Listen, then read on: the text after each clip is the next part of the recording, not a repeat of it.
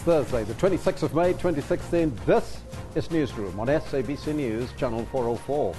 Jumbo Africa, and a very warm welcome as we broadcast live from our Auckland Park studios in Johannesburg, South Africa, to the rest of the African continent. I'm Elvis Preslin, and we will be with you until 12 o'clock. We're also streaming live on YouTube. The entire show is now available on our YouTube channel. Today, we focus on cartoonist Jonathan Shapiro, known as Zapiro, whose cartoon unleashed a backlash in which he depicts the NPA head, Sean Abrams, as a monkey dancing on a leash held by the president, Jacob Zuma, playing a wind-up organ. Now, several people have accused Zapiro of racism for this depiction. Zapiro did say that he will review the cartoon. Now, in our question of the day, we are asking you, where do we draw the line when expressing artistic freedom? That is the question to you. You can let us know what's on your mind on the Twitter handle at SABC Newsroom, as well as on our Facebook page. But first, let's take a look at your news headlines with Renee.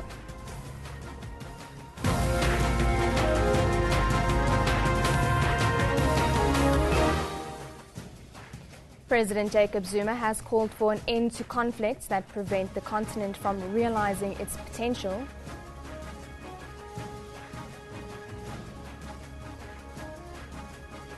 Gauteng Human Settlements NEC Paul Mashatile Hammanskraal residents find a temporary agreement as life gets back to normal in the areas. And residents of Ennerdale and Lawley, south of Johannesburg, have blockaded roads in and around the area, including the Golden Highway, with burning tyres and rocks. Let's take a look at what's happening in the sports news with Elvis. Thank you, Renee. Let's start off with the first story here this morning. National First Division side Highlands Park kicked off the 2015-16 promotion relegation playoffs in style with a 3-0 win over Mbombela United. The runners-up wrap up their preparations ahead of this weekend's Comrades Marathon, and we'll come to that story. Let's just take a quick look here at the highlights from that match. And then, of course, 2 days before the Comrades, you see there on your screen that we have the Comrades 2 days ahead, and people are preparing. And then, of course, lastly, the SABC is looking at announcing the acquisition of the rights for the Euro 2016 for its TV and radio platforms. Now, that's all coming up a little bit later in the second hour of the program. But right now, let's go back to Renee for the news. Thank you very much, Elvis. Now, President Jacob Zuma says time has come for Africa to deal with conflicts that prevent the continent from developing and to end being exporters of raw materials. He was hosting the Africa Day celebrations in Cape Town. Building a better Africa and a better world, the theme for this year's celebrations. Touching on the background of where Africa comes from, President Zuma spoke of slavery days, memories which he said should unite the continent. Quoting Kwame Nkrumah, Zuma said, "Our independence is meaningless unless it is linked up with the total liberation of Africa." Unquote.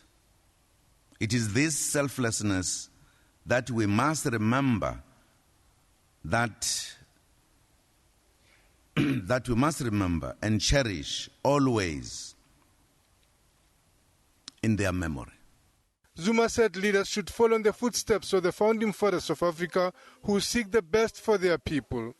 Today, with our partners in these regions, we seek to build a better and more just world, and to build a prosperous Africa, free of poverty, unemployment, disease, and underdevelopment.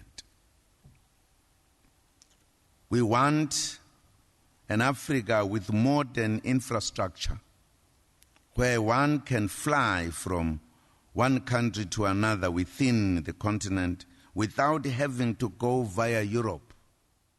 On the economic front, President Zuma said the continent have to diversify its economies in order to be globally competitive. He said Africa has to move closer to prosperity, also sounding the alarm bells on the need for energy. The beneficiation of our raw materials remains a paramount importance. The mineral wealth of Africa must help eradicate poverty in the African continent. And we do have the mineral wealth in abundance as a continent. Of the continent's progress by conflicts was of main concern. President Zuma said the resolution that guns must be silenced should be a reality. We want an Africa that is at peace with itself. An Africa where women and children live without fear of attacks.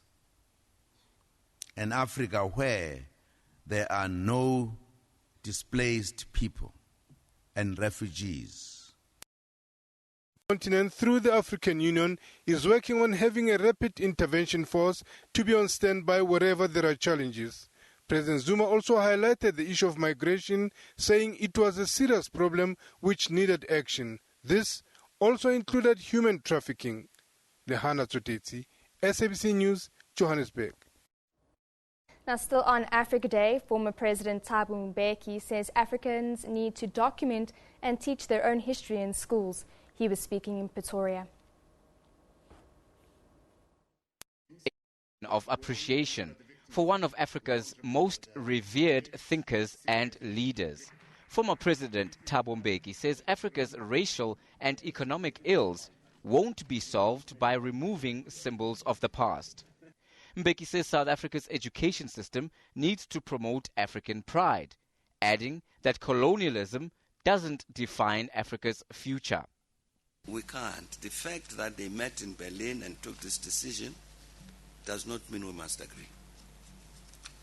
And if we unite as Ethiopians did, prepare ourselves as a fighting force as Ethiopians did, and make sure that we can mobilize all the people to engage this, we will win.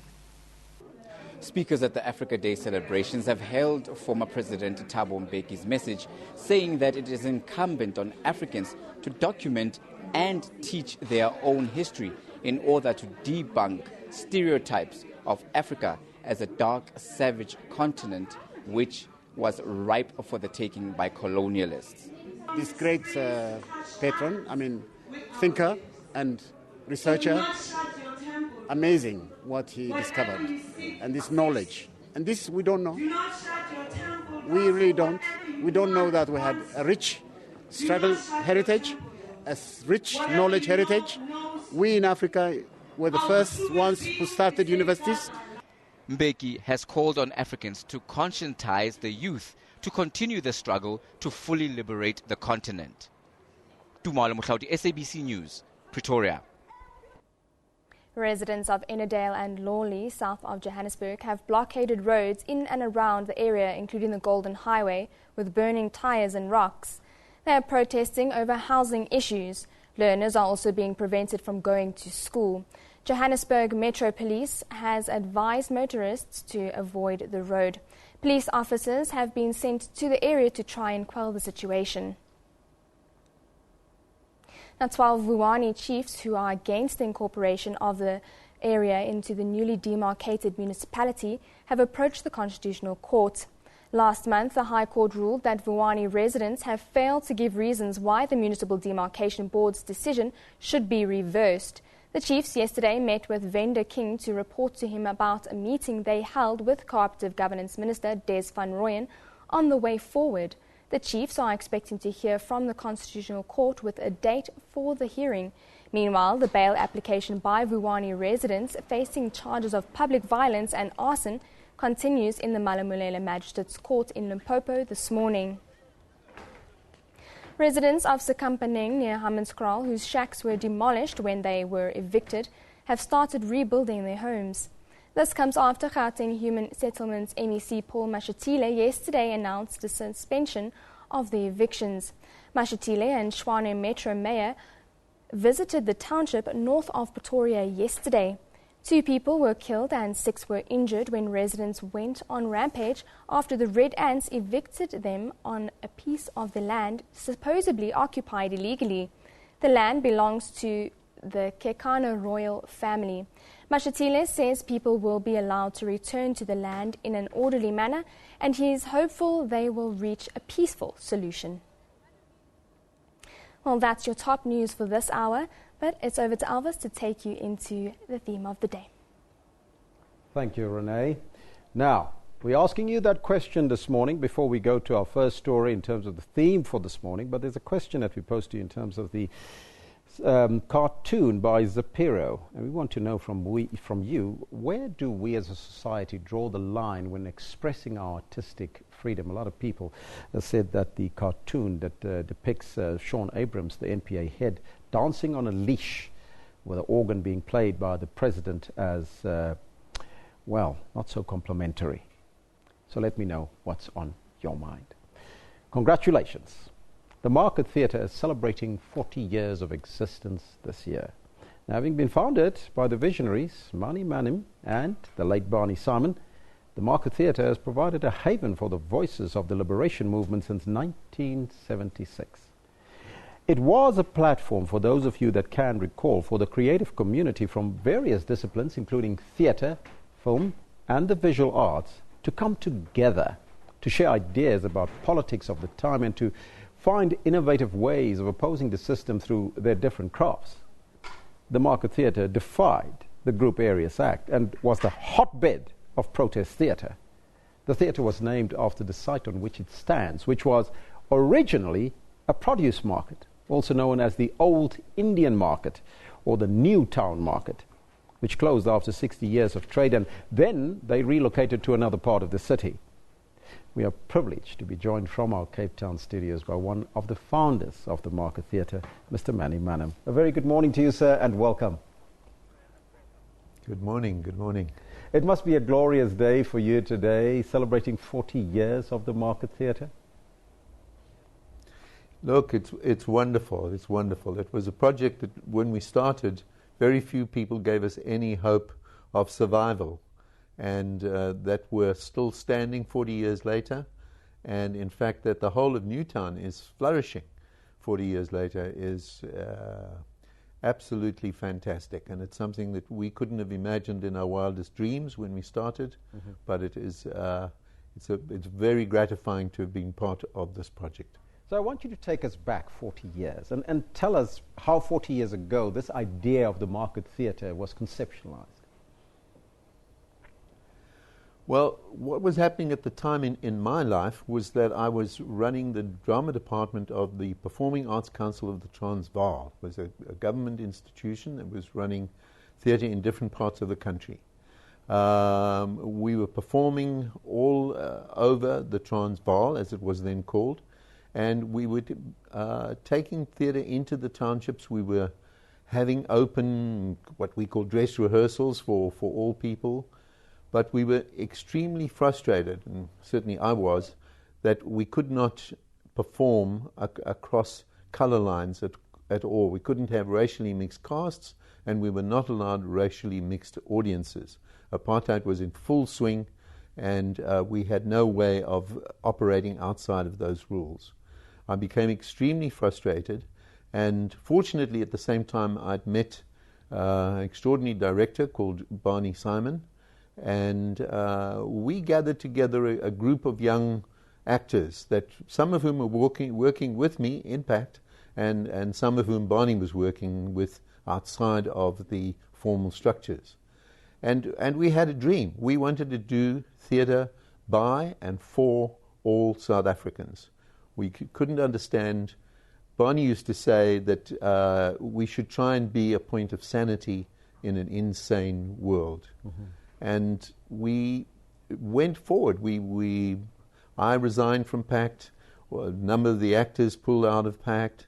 Barney was freelancing at the time, and we gathered our forces together, and we literally started rehearsing in each other's dining rooms and lounges and garages, and we started doing theatre wherever we could.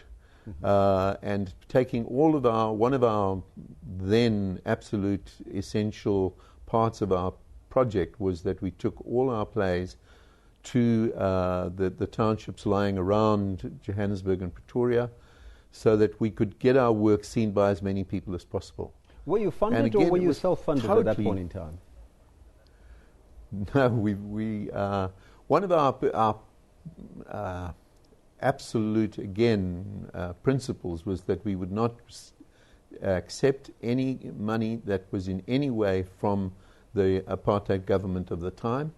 And when we started, we were totally unfunded. And in fact, from 1973 to 1975, we operated literally on my pension from PACT, which was then the wonderful sum of 6,000 Rand. And we used to literally sit in a circle every Friday night, and I would share the income from the door with each. We literally go around in a circle, one for you, one for me, one for you, one for me, and one for the next person. And eventually, and by sheer good fortune, a man from the Johannesburg City Council phoned me. His name was Morris Norton. I was then in the last months of my time with PACT, and he was looking for someone to advise him. He'd had this idea. He thought I might think he was absolutely crazy. And the idea was that the Johannesburg market was going to move to Kazerne, and he thought that the fruit market at the one end, at the eastern end of the building, could make a theatre. Mm-hmm. I literally jumped up from my desk. I tell him to wait where he was, which was at the Johannesburg Civic Theatre up on the Civic Centre up on the hill, and I rushed over to Johannesburg. 5 or so of the city engineers piled into my car. We ran down to the Johannesburg market, which was in full operation at the time. And we went inside, and some of the councillors, the management committee or whatever they were, engineers, jumped up on the central dais where the fruit crates were stored before they were sold to the stall holders, who in turn sold them to the retailers. And I noticed that there was a gallery, and I ran up the stairs to the gallery, Morris Norton in hot pursuit behind me, and we were looking at these chaps standing in between these crates saying, to be or not to be. And he said, well, what do you think? What do you think? And I said, well, it is a theatre. Look, they're performing and we're watching. And then I took another one of those steps in my life where I took my life in my hands, and I just told him the truth. I told him the story. I said I was leaving PACT, that we were starting a little company, and that we were looking for a home, and that this place would be beyond our dreams if it could be our home. Oh, that's and wonderful. He didn't run a mile. In fact, he embraced me, embraced the idea. He caught the dream, and we then set about trying to save the building, because the Johannesburg City Council was going to pull it down, and there was going to be a bus depot built there and so on. And we came up with the fact that the main vegetable market was the longest 3-pin arch in the southern hemisphere. And that is the fact based on which our appeal to save the building was successful. And then the building went out to tender, and again, heart in our mouths, we put together a document. And the tender had to be in by the end of December in 1974. And on the 1st of April 1975, we won the tender. And we had the lease of the building. Yes. And we had a wonderful party that night, I remember, at Barney Simon's house. And I went around the room and told all the sort of core group of the actors we'd meet the next morning. We met. And then we said, well, now we've got the building, but we haven't got any money. We still didn't have any money. And one of the actors, David Epple, knew a financial advisor, a person by the name of Benjamin Trisk. And Benjamin Trisk introduced us to a millionaire, a man called Murray McLean. And he came to the market one Saturday morning. He walked in and walked out literally in 5 minutes, and then said, meet me tomorrow morning at my home. Barney Simon went to his home, and we then learned that after he'd gone home that day, he'd collected his wife, Cilla McLean, and said, I've just seen the most exciting thing. And the two of them came down to the market without any of us knowing, and literally climbed through an open window at the back and explored the whole building, and were as excited as we were about the potential of the market to become a performing arts centre, an arts centre, the place that we'd always dreamed it could be. Mr. Manim, no, we haven't got much time, but I would like you to maybe posit in terms of the future of the Market Theatre and where the theatre is heading to into the future. In closing. Well, I would, in my dreams again, I would love the market to stay in the forefront of the creative arts in this country. I would love it to speak truth to power. I would love the market to be doing theatre that is as relevant to the lives of everyone who comes to see it, and to be a mirror of the society that it is in at the moment in this country. Thank you. I wish it all the good in the world. Yes. Thank you so much for your time, sir, and happy anniversary. Thank you so much. That is from Cape Town, in our Cape Town studios, the founder, Manny Manham. You can hear the passion, you can feel the passion, you can hear the story. It's a long story. We haven't got much time to do that type of thing, but we're going to bring you some more of that in the future. 40 years celebrating the Market Theatre. We'll continue that discussion after we look at the social media. Let's take a look at what's happening on our social media pages this hour, and we start off with hashtag Ennerdale. It's burning, this Ennerdale protest. Members are believed to be protesting over the housing issue. There seems to be protest around Provincial and James Road. Stones are being thrown and the road has been closed, as you can see there on your picture right now. Motorists has been advised to find alternative routes, and you can see the roads be completely closed there. Looking at the Panama Papers, in fact, let me just take a look here. The Panama Papers continue to flow in and out of the trends on social media following new leads. In the latest, our South African Revenue Service has implicated around 1,700 South Africans in leaked offshore bank account documents. And the Panama Papers has confirmed that Canadian billionaire and a university benefactor, 72-year-old Victor Dardele, as a mystery man in the global bribery case. He's known as Consultant A in the USA court cases. Now, according to the Canadian local media, they've also located hundreds of other suspected Canadians in the offshore accounts as well. There's a tweet here. This one from the National Observer says, Vancouver has hundreds of addresses linked to Panama Papers. Look at that. So you can see all those hundreds of addresses linked to those papers. Are you one of them? One of the 1,700 South Africans? Well, we'd like to find out. Hashtag Panama Papers. Then a couple of other interesting topics that were doing the rounds. Hashtag Sylvester the Lion. Now he has been relocated to Addo National Elephant Park in the Eastern Cape. Now, he gained his reputation for escaping twice from the Karoo National Park, sparking massive search operations. There you see Sylvester the Lion. He's even got a collar on, but they can't trace him now. That is Sylvester the Lion, still, he's still in the news. But here's a video from Francie Libber, and he's showing lions licking water from their tent in Kidding Pan in Botswana. Well, there is Francie there, and let's take a listen to that. Well, you can see they're licking the water from the tent. Look at that, eh? And imagine that you're inside the tent. So I wonder where was Francie at that point in time when he was taking that video there. Francie Libber, probably sitting inside and probably very scared. You can see some of his drinks on the table also there.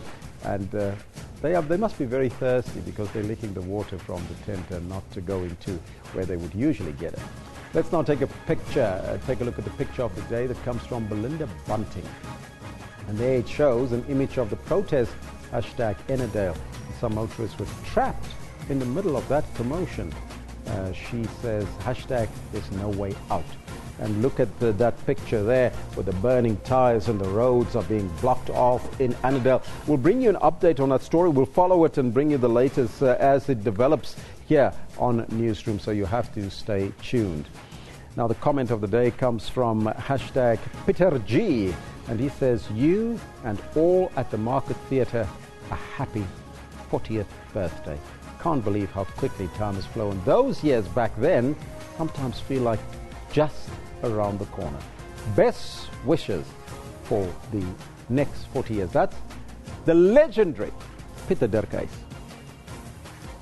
Well, Residents of Annandale, as you know, and Lawley, south of Johannesburg, have blockaded roads in and around the area, including the Golden Highway, with burning tires and rocks. You can also send us your comments on SABC Newsroom. Let's take a look at some of those comments coming through. And this one here from City of Joburg says, JMPD's Edna Mamonyani confirms that roads in and around Lawley and Annandale are blocked with burning tires and rocks.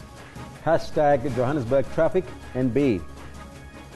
Let's take a look at some more. Lesia says, another day, another protest and civil unrest, this time in Lawley and Annandale in Jersey South. So you can see there, you saw some of the pictures that we had earlier for you. Chappie says, they are striking in Annandale. It is going to be a short day, man. It's going to be a short day. You're not going to come out of Annandale, it looks like it, to go to work. So take a break. There we go. 2 hours ago, that one from Seppi. Those are all, and this one from Siba says, JMPD, the protest is believed to be over the issue of houses. So they're protesting about houses. The local council is addressing the community. That's a good move there, so we'll keep you updated on that story. You can see, you can also follow that hashtag Annandale, and you can see the pictures there, Annandale burning in the south of Johannesburg. Let's now go and take a look at the front pages of the newspapers from around the globe. And we start off in Europe. The Times report that the British Special Forces fired a missile to destroy an Islamic State truck that was packed with explosive in Libya this month. You see that British Special Forces destroy suicide truck, and there's also a picture of a boat overturning there on the front page. Let's move now to New York. The Wall Street Journal says that Hillary Clinton has said for more than a year that her use of a private email server as the Secretary of State violated no federal rules and posed no security risk. You also see a picture on the front page there, and SEC probes Alibaba's books. Well, there you have it. That's from the Wall Street Journal in New York. Finally, in Iran, the Tehran Times reports that Ali Larijani, who held the post of the Speaker in the previous parliament, which its term is officially coming to an end on Tuesday, said yesterday that the Supreme Leader has been prioritizing the economy, and the next parliament should also follow the same policy. That's one from the Tehran Times, and those are all your newspapers from around the globe. We'll take a look at some more newspapers a little bit late in the program when we come back to the African continent. But let's now take a look what's happening in the courts, and we start off here in Johannesburg, where Radovan Kritcher and 4 others are expected back in court for the murder of the Lebanese businessman Sam Issa. Then we move to Port Elizabeth, where Christopher Panayoto's bail hearing are expected to be completed in the magistrate's court there. As you can recall, he was accused of orchestrating the abduction and the murder of his wife Jade in April last year. Then we move to Uganda. The verdict is expected to be delivered in Uganda in the case of 13 men accused of being behind the deadly bombings by the Somali militant group Al-Shabaab. More than 70 people were killed in the capital, Kampala, as they watched screenings of the 2010 Football World Cup final. Now, we will be sure to keep you updated on all these court cases and other cases happening around the country, and you have to stay tuned. But the question that we pose to you today is all in relation to a cartoon. Well, you might be thinking that all cartoons are funny. This one was not as funny. Shapira posted a cartoon of Jacob Zuma, the president, holding a leash, or holding a monkey on a leash, and that was the NPA head, Sean Abrams. And, we want to ask you, where do we draw the line when expressing artistic freedom? Because some people indicated that the cartoon was very racist. What do you think? Let me know what's on your mind. We'll take a short break. We'll be right back after that.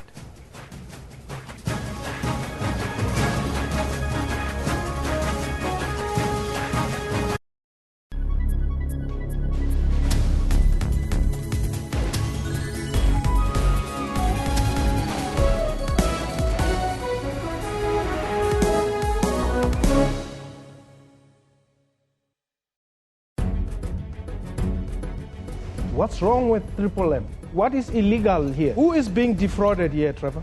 It is about the best interest of the citizens of this country. But the citizens are the ones who are playing, who are members or participants in this. If you put in 50 100,000 rand. After 12 months, you get 1.2 million rands. I mean, who wouldn't go for this? Watch Question Time with me, Mpho Tsedu, Monday to Thursday at 5:30 p.m. on the SABC News Channel.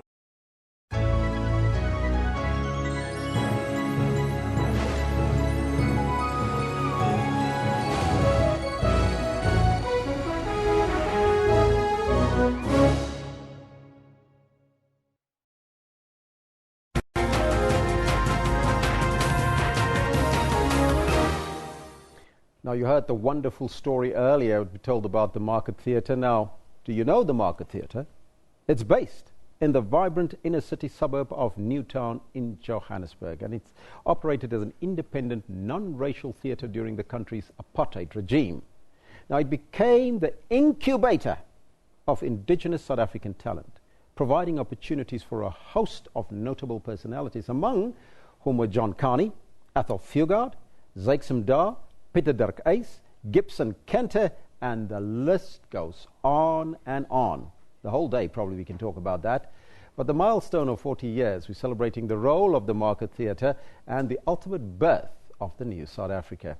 Now, it's a wonderful achievement, and we need to look at that. The theatre went on to become internationally renowned as South Africa's theatre of the struggle. The Interim Chief Executive Officer, Dr. Sibeletso Mokoni Matebane, joins us now from our Cape Town studios in Sea Point. A very good morning to you, Doctor, and welcome. Thank you. Good morning. Now, we heard a wonderful story about how the theatre was actually started 40 years ago, but how would you reflect on the 40 years of the existence of the Market Theatre? I think the Market Theatre is a microcosm of, in a sense, a history of South Africa. People often talk about it being a struggle theatre, but I think it was more than that. As many said, it reflected society on itself, and so it served as a mirror. Where we are going is to simply say we need to continue to be relevant, in as much as the Market Theatre was relevant that many years ago. Mm-hmm. Now, you did refer to the Market Theatre as a theatre of struggle, and many people know it as such. But within the South African context and the landscape now, how would you define the role of the Market Theatre that it should play in our current society? It should always serve as a mirror to society. And so the struggle continues.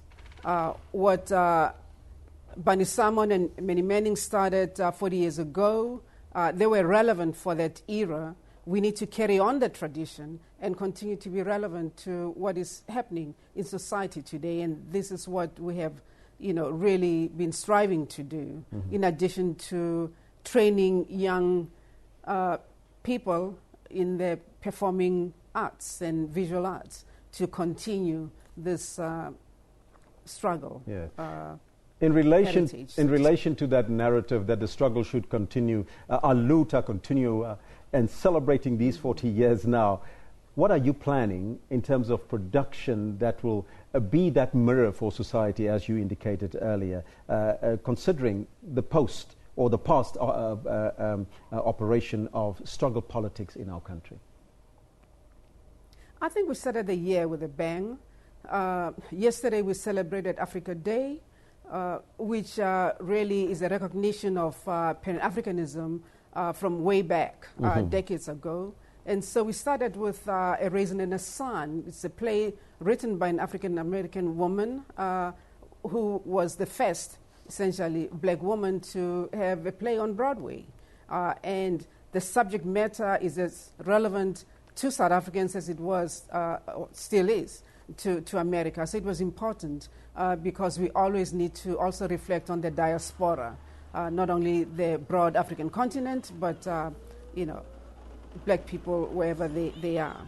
We just last week had the Children's Monologue, which was a fundraiser for a project in the Free State, where young people really use theatre for therapy and all of that. And it's in dire need of financial assistance. We had a fundraiser for that, and it was a tremendous success, and really pleased to say that. We are planning to have this June 16th monologue, and it's not really taking us back, or it's taking us back in a different sort of fashion. It simply says, where were you on June 16th? And people reflect on what happened on that day and how that's affected their lives moving into the future. We're also planning to stage a play written by the renowned Zakes Mda, and it's going to be directed by John Carney. The title is The Dying Screams of the Moon.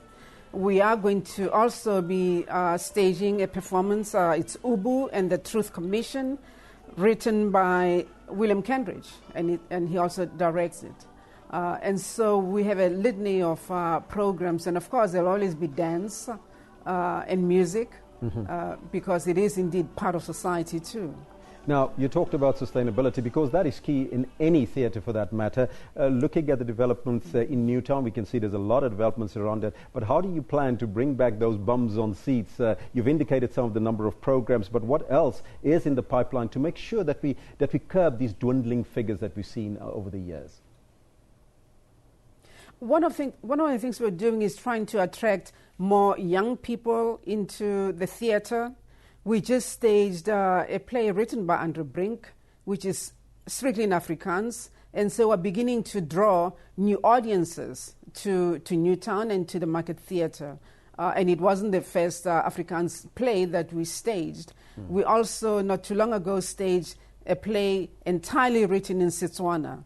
And the audiences that came were audiences that would not normally have come to the theatre. And once there, they were saying, what else do you have coming? And so slowly but slowly, we're attracting a wider spectrum of the South African population to come to the theatre. And then just lastly, Doctor, the Windybrow Theatre has been incorporated now with the Market Theatre. How does that impact in terms of the management as well as the funding of the Market Theatre? In terms of the management, the Market, it's going to be a division of the Market Theatre. They only had about 13 employees, so they can easily be, quote-unquote, absorbed into the Market Theatre. I think they bring with it, the intent of the Windybrow was to be Pan-Africanist in focus, and so it'll give us that opportunity to do exactly that. In terms of the management, it really isn't an issue. We do expect that the Department of Arts and Culture will continue to fund it because, or at least this division of the Market Theatre, because the focus is, in a sense, looking outward to the rest of the continent and the diaspora, whereas the Market Theatre, most of the content would be South African. And so I think the synergy is there. They'll be more efficient because, as I said, they were very small, but in terms of compliance, had to comply with the same rules as everybody else, so it was quite onerous. This way, they'll focus on what they're supposed to do. It's theatre. In conclusion, Doctor, now you started off yesterday with a bang. Today is the 40th celebration. What are you planning for today? Anything special? A cake, perhaps? Well, all of June is going to be a series of programs for the celebration, but we plan to do this for the rest of the year because it's a year-long celebration and recognizing people who have really been trailblazers in this sector. Doctor, thank you so much for your time and joining us from our Cape Town from our Cape Town studios, and happy anniversary once again. Thank you. Thank you so much. That was the Interim Chief Executive Officer, Dr. Sibuletso Mokono Matabane, joining us from our Cape Town studios. Let's take a look at some of the comments coming in on social media. This increased intra-African trade and rapid industrialization could help stimulate the continent's economic growth. Now that's according to the President Jacob Zuma. He was speaking at a gala dinner in Cape Town last night to mark the 53rd commemoration of Africa Day. Let's now take a look at some of your comments. Remember to also please send us your comments at SABC Newsroom. Let's take a look at some of the comments. This one from Shadrach Tate says, yesterday Africa Day, no one in Africa must go to bed without something to eat. Food security, that is an African priority. So says Shadrach Tate. Michaelis Limited says, I hope, or we hope, you enjoy the rest of your Africa Day. At Michaelis, we celebrate bringing hashtag Africa together in one place. Hashtag Michaelis Hospitality. That's the Michaelis investors there. Imun Shwai says, Africa Day must be framed from a futuristic perspective. What structures are we going to put in place so that we do not steal tomorrow? Well, very philosophical there from Imun Shwai. This one, you can see the picture there. Africa is the center, is at the center of our attention. Our engagement with Africa is intense and it's regular. The warmth of the people of Africa and their friendship is a source of immense pride and strength for us. Connect with PM, give us a missed call. This is the India-Africa celebrations there. You can see it there on your screen. Now let's take a look at our Newsroom Facebook page, what is happening there. And as you can see on your screen right now, former South African President Thabo Mbeki says that Africans need to document and teach their own history in schools. There you can see the former president on your screen there.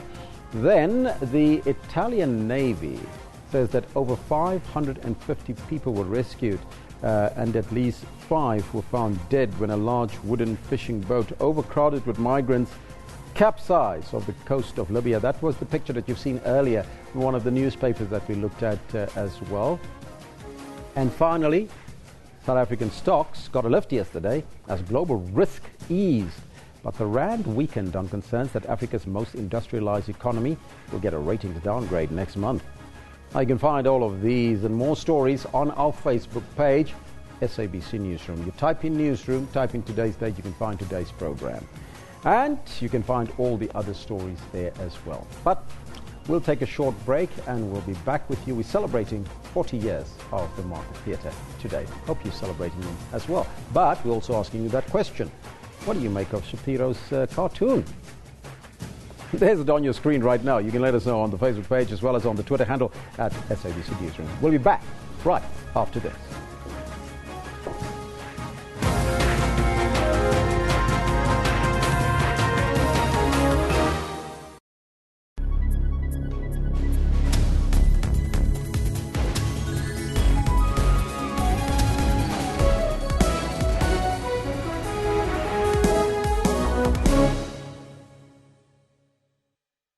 One other person has been shot dead and another is in a critical condition in hospital. The CRL has laid charges against controversial televangelist Paseka Mutsoneng. More than 1.3 million South Africans have been added in the past 2 registration weekends. The International Monetary Fund warns that policy uncertainty could dampen economic growth in South Africa. And all eyes are on the new Bok coach, Alistair Coetzee. His challenge to keep everyone in the country happy.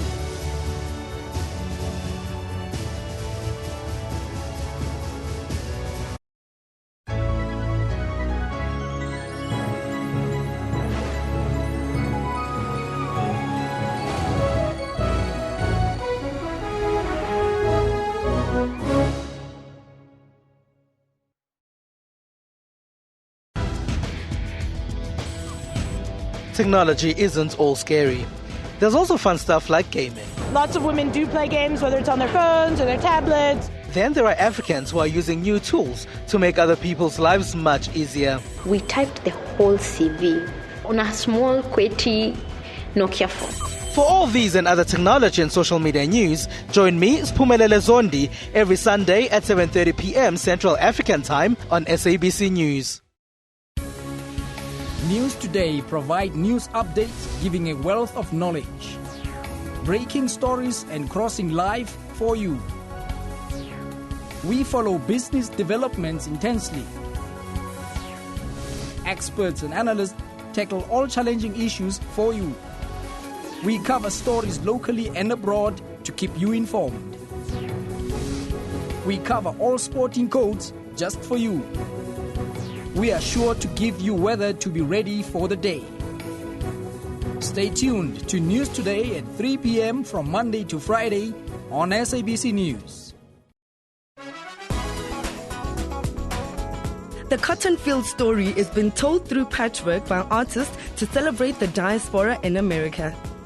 vitally important in telling the stories of what is happening in the refugee crisis, migration, with questions of immigration. I believe I, as an artist, have a moral obligation to tell these stories. It's through paper, brush, and paint that the different faces of women are reflected by this prolific painter. Women face a lot of challenges, discrimination, sexism, and a lot of other negative. In my paintings, I try to send a different message. Place of the G-Men and Father Huddleston's mission. Place of Polanski's and the Odeon cinema, and let's never forget. Join Refilwe for that 1 hour weekly dose of arts and entertainment news every Saturday at 12.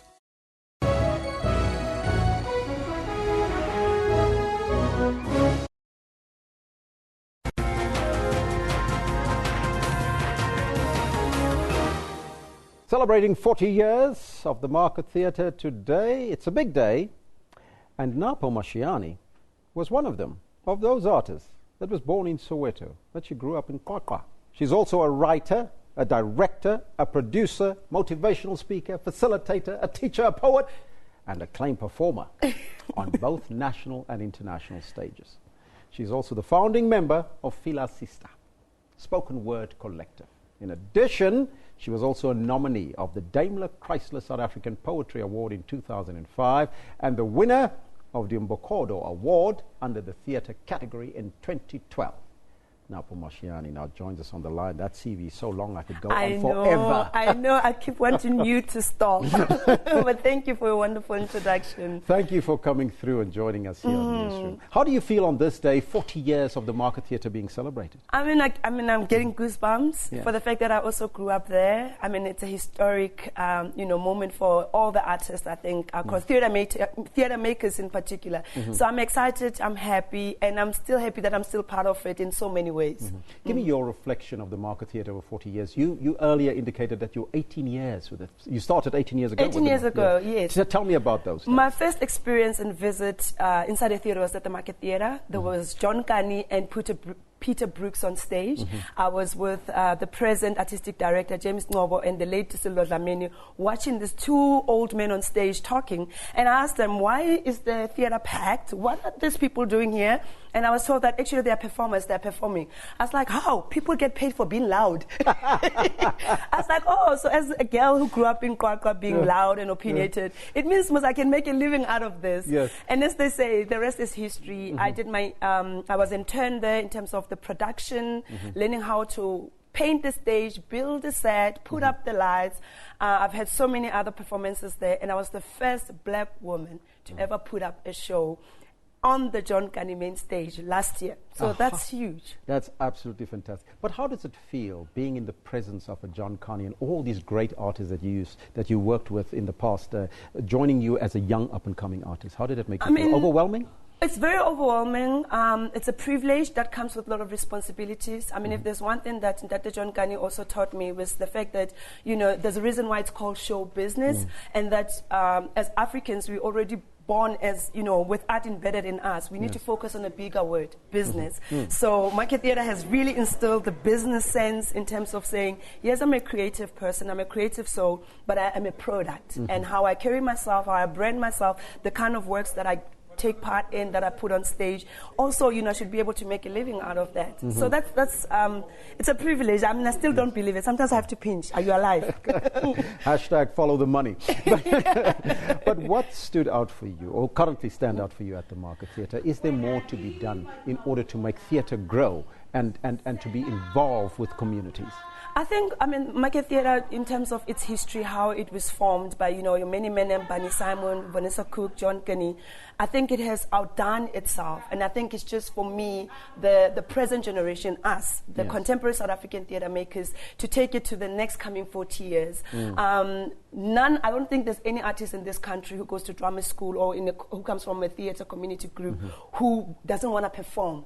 At the Market Theatre. And when you go around the world, if on your CV there's Market Theatre, you're taken seriously. It's like, how? You are part of evolution. So for me, I think one of the things that stands out is just keep writing stories that are for our people. Now, you were named as one of the top 100 youth in South Africa after your provocative and humorous one-woman show, My Bum is Genetic. Deal with it. Talk to me about that. Again, traveling around the world and dealing with issues of image and beauty. And again, as a theatre maker, the best weapon you have when you are bombarded with images that don't reflect people that you come from. That's my aunt and my mom. You know, you always use the best tool of writing. So I was in Germany and had a very bad experience of, you know, young people, teenagers laughing at my big bum. I came back and I had an interaction with the late John Machikiza at the Market Theatre. Yeah. And I was very angry. And John Machikiza was like, you know about Saki Bachman? I said, no, I don't know. He said, go and do a research. I did my research. I came up with like about 20 pages. I said, that's my show. He laughed. He said, you have no idea what you're doing. This is revolution. Go and put up your one-woman show. And he was like, what's the title? I was like, my bum has ideas, dreams, it has an opinion. And I was like, but I think, you know what, it's genetic. People must just deal with it. And it's like, that's your title. But again, Market Theatre keeps coming, you know, over and over again in my career, in my life. It's my second home. If you go at the market, you ask for my contact numbers. I know from, you know, the lady who's doing tea to a guy who's hanging lights, they will know where to get me and find me in the world. Besides being a writer, producer, director, all these other things, you're also a poet. Yes. Give us a poet. A poem at the end. A poem at the end. Our hearts know in silence. The creative of the day and the night. There's enough space for all of us to shine. For me to take a stand, for you to make that first step, for him to finish his lines, for her to run the race, but for all of us to dance in flames with the stars. So do not shut your temple doors. Whatever you seek, seeks you. Do not shut your temple doors. Whatever you want, wants you. Do not shut your temple doors. Whatever you know, knows you. I will not shut my temple doors. Thank you so much Thank you for so much joining for us. That was Nafu Mashiane. I can go on and on. Writer, producer, director, poet. She's everything. Thank you so much for joining us. Thank you for Enjoy your 40 years. I will. That's where we got to leave it for now. Let's take a look at some of your comments. Now, apparently, Jose Mourinho, you know the one, the special one? His name belongs to Chelsea, the football club. Mourinho is close to becoming Manchester United's manager, although the process has been made very complicated. Let's now take a look at what you have to say about this. Remember, you can send it to @SABC Newsroom. Also like us on the Facebook page. If you like us there, you become part and parcel of the Inform. Man United stuff. This one says, United will confirm the appointment of Jose Mourinho as the manager on Thursday after negotiating, listen to this, a 10 million rand a year, 3-year contract. And that's not rands, people. That's pounds. Read it. It's pounds. Not rands. This one from Bolarinwa says, Jose Mourinho expects to have signed his Manchester United contract by Friday. A number of complicated image rights issues are being addressed. Now, the man is being owned by another football club. His name. Can you believe it? And he's going to get a salary of £10 million a year. This one from Gerald Timothy says, Jorge Mendes will travel to Manchester United today to close the Jose Mourinho deal. Cope, hashtag Manchester United Football Club. Is that cope as in cope South Africa, or is it cope with it or deal with it? Well, deal with it, Mourinho. There you go. These are some of your comments. You can keep them coming right here on the Twitter handle at SABC Newsroom. Also like us on the Facebook page. If you like us there, you become part and parcel of the Informed on Newsroom. We'll see you after the break, top of the hour.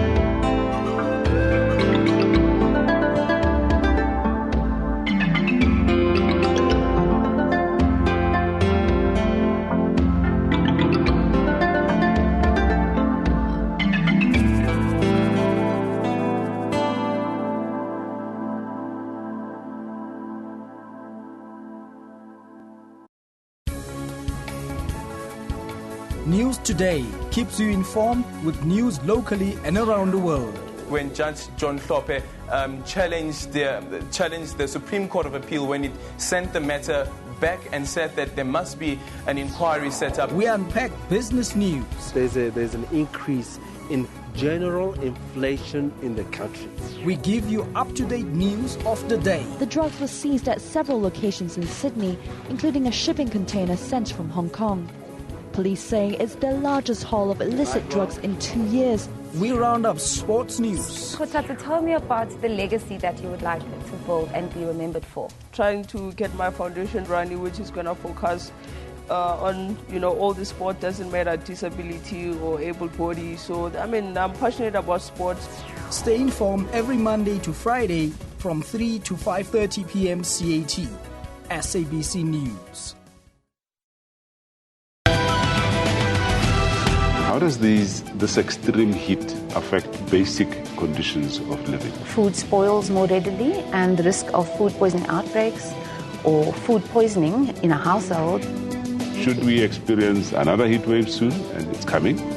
First sign is always thirst. Thirst is a sign that already your body started to be dehydrated, and that's a very early sign that most people will be able to sort of pay attention to and then act on. That doesn't warrant any serious medical attention. But the minute that you start to feel slightly nauseous, that you start to feel dizzy, that's a sign that you need to stop what you're doing, get out of the sun, get into a cool area, slow down your intensity, get hydrated, cool down. Join Dr. Silla Mutawung every Saturday from 9 till 10 in the morning.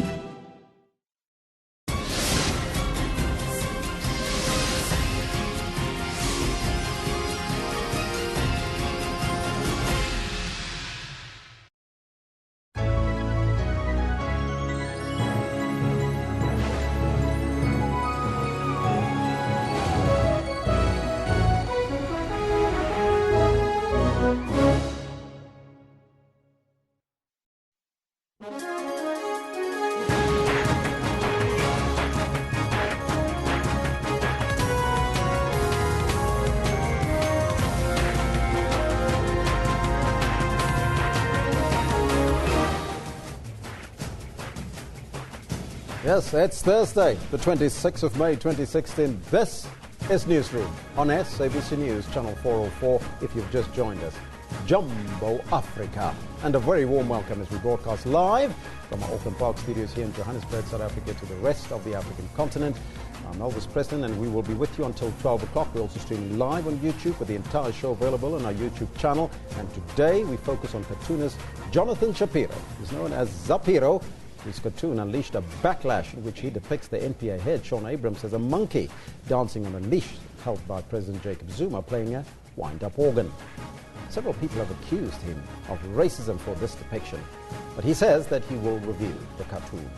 In our question of the day, we're asking you, where do you think we should draw that line when expressing artistic freedom? I want to know your thoughts on the Twitter handle at SABC Newsroom as well as on our Facebook page. But first, let's take a look at your news headlines with Renee. Very good morning. Very good morning to you, Elvis. Certainly, let's get into that important news of the day. Now, President Jacob Zuma has called for an end to conflict.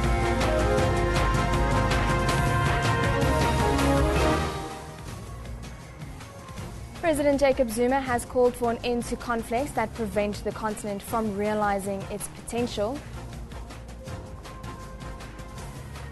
Gauteng Human Settlements MEC Paul Mashatile and Hammanskraal residents find a temporary agreement as life gets back to normal in the area. And residents of Innerdale and Lawley, south of Johannesburg, have blockaded roads in and around the area, including a golden highway, with burning tyres and rocks. Well, that's Renee with your news. She'll be giving you the news just now, but let's take a look at your sports news. National First Division side Highland Spark kick off the 2015-2016 promotion relegation playoffs in style with a 3-0 win over Mbombela United. And runners wrap up their preparations ahead of this weekend's Comrades Marathon in Pietermaritzburg and in Durban, of course. We'll tell you more about that a little bit later. And the SABC announces the acquisition of the rights for the Euro 2016 tournament for its TV and radio platforms. Now that's good news for all soccer fans in the country. Now those and more a little bit later in the program, but before we go any further, let's find out from Renee what's happening on the news front. Thank you very much, Alvis. Residents of Annandale and Lawley, south of Johannesburg, have blockaded roads in and around the area, including the Golden Highway, with burning tyres and rocks. They are protesting over housing issues. Learners are also being prevented from going to school. Johannesburg Metro Police are advising motorists to avoid the road. Police officers have been sent to the area to try and calm the situation. Residents of Sekampaneng near Hammanskraal, whose shacks were demolished when they were evicted, have started rebuilding their homes. This comes after Gauteng Human Settlements MEC Paul Mashatile yesterday announced the suspension of the evictions. Mashatile and Tshwane Metro Mayor Josienso Ramagopa visited the township north of Pretoria yesterday. 2 people were killed and 6 were injured when residents went on a rampage after the Red Ants evicted them on a piece of land they supposedly occupied illegally.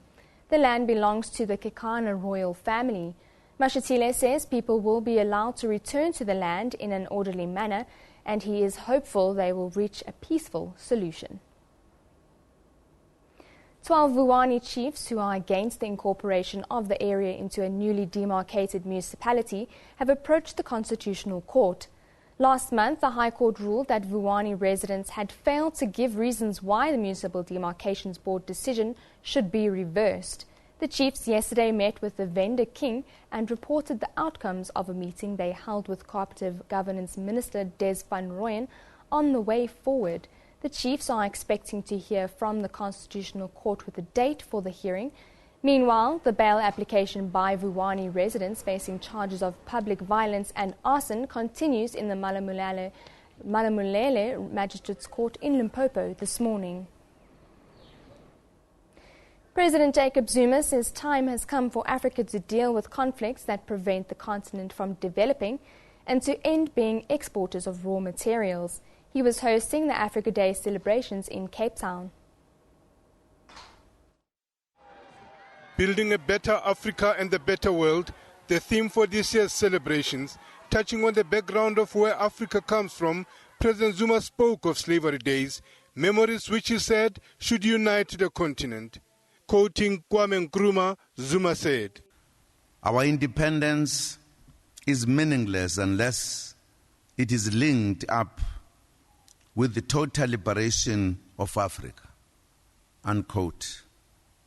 It is this selflessness that we must remember, that we must remember and cherish always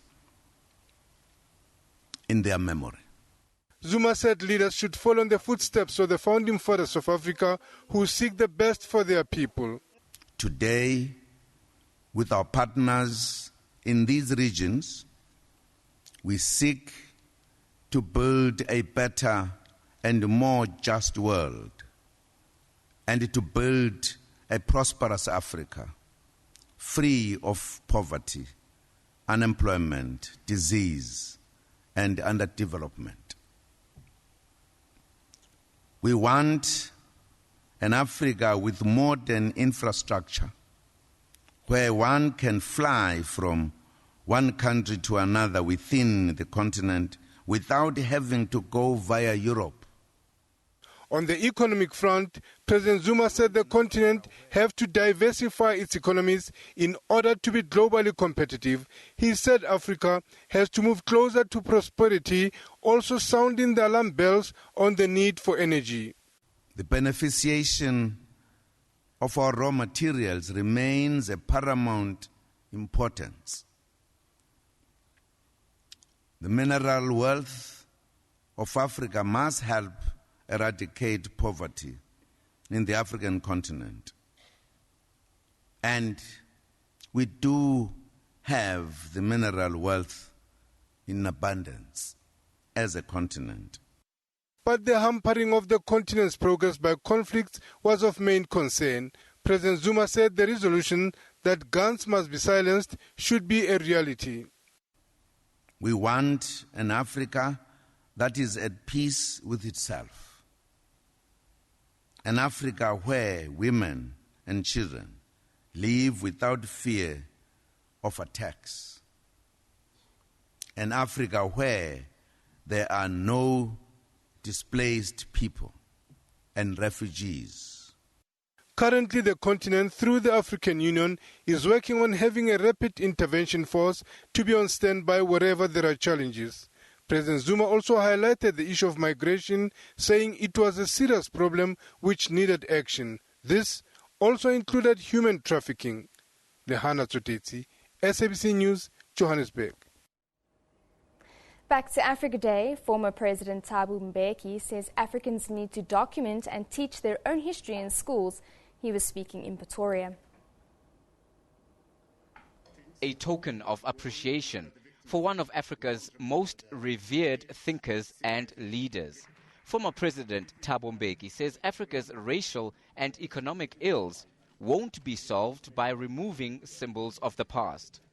Mbeki says South Africa's education system needs to promote African pride, adding that colonialism doesn't define Africa's future. We can't. The fact that they met in Berlin and took this decision does not mean we must agree. And if we unite as Ethiopian state, prepare ourselves as a fighting force as Ethiopians did, and make sure that we can mobilize all the people to engage this, we will win.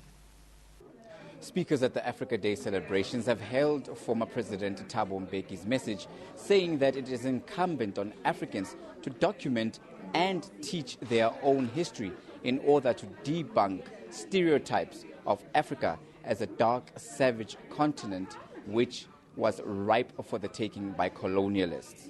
This great thinker and researcher, amazing what he discovered, and this knowledge. And this we don't know. We really don't. We don't know that we had a rich struggle heritage, a rich knowledge heritage. We in Africa were the first ones who started universities. Mbeki has called on Africans to conscientize the youth to continue the struggle to fully liberate the continent. Tumalo Motlhaudi, SABC News, Pretoria. Still with Africa Day celebrations in Kenya, members of the civil society faulted African governments for defaulting on the promises of Africa's founding fathers by overstaying in power, corruption and recurrent conflicts on the continent. Oxfam's Pan-Africa Director, Yane Ncube, says while Africa has seen robust economic growth, Africans must stay vigilant to ensure the gains of independence are not lost. At the United Nations Environment Assembly in Nairobi, delegates heard how the continent is uniting in the fight against poaching in a bid to save Africa's wildlife.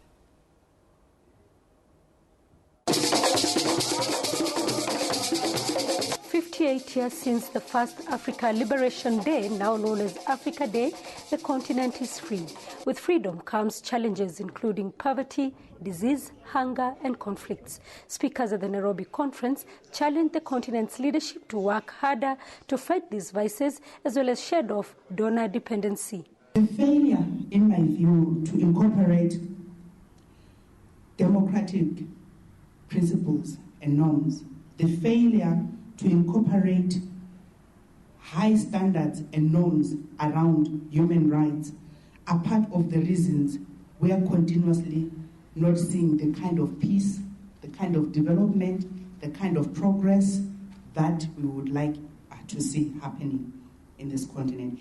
The Africa Rising theme was carried on to the United Nations Environment Assembly, where African Union representatives told of efforts by the continental body to lead efforts towards saving Africa's wildlife. They are also working together on ensuring that we stop that high demand, that demand which has been created around the ivory, around the rhino horns, call it all from Africa. We must put an end to that. So the heads of state, the leadership on the continent are saying no. We must ensure that we are working together. Estimates from the United Nations indicate that between 2010 and 2012, 100,000 elephants were killed for ivory in Africa. Now, African leaders say they have the political will to stop the destructive trade. Can you imagine in future when a child will come and ask, how does an elephant look like? Because we have exterminated all the elephants on the continent, we must stop it. From Nairobi, Happy Africa Day. Sarah Kimani, SABC News, Kenya. The United Nations Secretary General has called on African nations to advance the priorities espoused in the African Union's Agenda 2063. In a message to mark Africa Day, Ban Ki-moon noted a theme focused on the furtherance of human rights with a particular focus on rights of women. He lauded Africa's commitment to placing women at the center of the 2030 Agenda for Sustainable Development and the AU's 50-year transformation plan. The UN chief has heaped praise on Africa's leaders for bold initiatives like silencing the guns by 2020, among the flagship projects of Agenda 2063. The Secretary-General urges all stakeholders to rally behind the transformative vision set out in the Sustainable Development Goals and the African Union's Agenda 2063. Highlighting the theme of this year's commemoration, which focuses on the rights of women, the Secretary-General says that this shows the commitment of Africa's leaders to place women as key drivers and enablers at the front and center of all efforts to implement the development goals. He noted Africa's emphasis on women and youth, the key developments of manufacturing and agro-processing, energy and ICT infrastructure, stemming illicit financial flows, ending conflicts, and promoting human rights and democratic governance. The Secretary-General points to sound economic prospects on the continent, with growth projected to increase to around 4.4% in 2016 from 2.7% last year, while he called on the private sector to embrace its key role in job creation, the promotion of innovation in technologies and services, and in supporting the continent's massive infrastructure transition that's already underway. He urged Africa to pursue industrialization in a more environmentally sustainable manner. He also calls on African leaders to use its economic gains to address rising social and economic inequalities and ensure that no African is left behind, adding that this will be crucial for tackling the root causes of conflicts, terrorism, and violent extremism, as well as for fostering peace and stability in the continent. A continent without conflict seen as a major stepping stone towards achieving the goals set out in the AU's 50-year plan. Sherwin Brycepease, SABC News, New York. Well, that is your news for now. We will be continuing with the news shortly.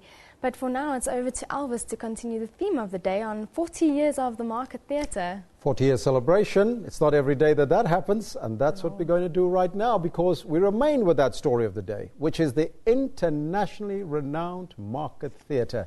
We're celebrating, of course, 40 years of the Market Theatre in existence. Now, to find out about the current and future projects at the Market Theatre, we are joined from our Cape Town studio by Cornelia Gumbi, the chairperson of the Market Theatre Council there. Very good morning to you, sir, and welcome. Very good morning to you, Elvis, and good morning to your listeners as well and viewers. Now, Mr. Gumbi, it's 40 years of the Market Theatre. Tell us, what does it mean to you? In fact, I like the first question because I'm also turning 40 years this year, so it's quite an interesting place to be as both chairman as well as for the organization. You know, the Market Theatre's history is quite profound in terms of the liberation of the South African population towards a democracy that we now enjoy. So we've been the home of home protest theatre. We've helped bring about change through our creative processes. And for me and for our board, 40 years this time around, it means a time to reflect, a time to take stock. We are in a democracy. The types of challenges that we now face are different. However, there are still plenty more to solve in order to make sure that the Market Theatre as an organization has its role in history and has its role in the present form, in making sure that the people are completely liberated for whatever injustice that they might find themselves enduring. What are some of the current projects that's happening at the theatre and that you are busy with? You know, I have so much to tell you about when it comes to that. For instance, we've just completed a successful run of a production called I See You, which first went to the Royal Court in the UK, and then it came to us in the month of April, May, and now it's in Cape Town at the Fugate Theatre. But what's most important about this whole 40th celebration year for us is that we're bringing in signature productions. For instance, one of those signature productions, we're doing the 40th monologues of June 16 uprising. They are turning 16 in terms of that 1976 protest. We are turning 40 as well this year. And there is a lot of programs that speaks to the injustices that people have endured in the past. But most importantly, the current injustices that continue to happen within a democracy, and us as society and through the creative arts, being the market theatre, helping shed light on that and trying to solve them.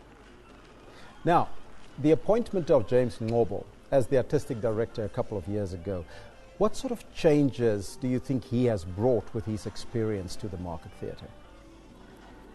Oh, that was a stroke of genius from those powers that made that decision.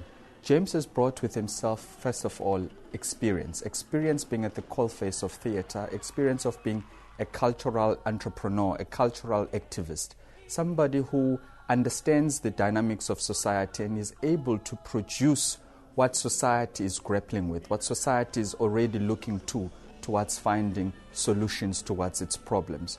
What James has brought is energy that is next to none. He brings a dynamic view on what the market theatre is about, and he fits in perfectly to the puzzle of what we are creating, of being artistically excellent as an institution, and also as an organization that punches way above its weight. In our view, we see ourselves as a national theatre of South Africa. We see ourselves as among the leading theatres around the world. And with this, we are always trying to earn that title every day with what we do. And James is the one that gives us the lens towards achieving that. Mm-hmm. Now, looking at the theatre now, where it is situated, and some of the developments around it, has that complemented the theatre to a certain extent? Of course it has. If I can also just mention as well, in April this year, 2016, we had another theatre called Windebrow Arts Theatre, which was incorporated as a business unit of the Market Theatre. Now the Market Theatre has got 4 business units, the first one being the theatre itself, where we do productions, the second one being the lab, which trains actors and actresses who are aspiring to enter our creative profession. Thirdly, it's called the photo workshop, where photojournalists, all the photographers that have taken powerful imagery of our struggle over the years in our country are being taught and also apply their trade. And fourthly, the Windebrow Theatre, community theatre, has been folded into the Market Theatre, which was an independent organization, as a cultural institution. What we have done with it, we are creating it as a Pan-African community theatre, where all the elements of people that are living around Johannesburg, especially in the area of Hebrew, where the theatre is located, are able to find a voice, are able to find a home artistically. You have nationals of Nigeria, you have nationals of Senegal, you have nationals of Eastern Community in East Africa, you have nationals of our neighboring countries within SADC. And arts is the one bridge that we can create in order to integrate people, number one. Number two, and help our societies around the area to understand and even eliminate xenophobia. Yesterday, for instance, we were celebrating Africa Day. And Africa Day to us is a living testimony of every day integrating with the rest of Africa. There is no longer us and them. It's one Africa, different cultures, but the theme is that it's brothers and sisters, creating a bridge through arts and culture so that trade, peace, stability can endure. Mm-hmm. Now, today is that 40-year celebration. You're also celebrating your 40th. What are you doing today to celebrate? I've asked the interim CEO earlier, but maybe you can expand on that. Well, I can tell you now, there's a production that is being planned, which is a special occasion, one of the highlight moments. It's planned for the 14th of June. It's called the June 16 Monologues, where really we want to hear the stories from 1976 to date of everyday South Africans, but stories that move oneself. We are providing entertainment, but at the same time we are going into the nub of where socio-economic tensions and pressures of our society exist and shine a light on that. So these monologues which we have planned, without saying much about it, is going to be a powerful collaboration and summation of the 40 years that we have had. And as a board, as a council, and particularly as chairman, one of my roles is to make sure that the 40 years that we've just celebrated or celebrating, I give the institution its next 40 years of unparalleled success and high level of artistic excellence, and make sure that our sustainability is anchored, there is no doubt, and we always eye home for the best talent in the creative industries around the world. Now, we do live in an evolving society. Social media has made it very difficult for media as a whole to survive, but from a theatre perspective, there's also dwindling numbers. How are you competing with all these things that people have access to right now in terms of bringing those numbers to the theatre and making sure that the theatre is not dead? In fact, I always raise the question as well. As we are creative people, and creative people always find a way. It's like water looking for a crack in any situation so that it can seep through and continue to flow. Our role as creative people is to make sure that young people are integrated in the things we do.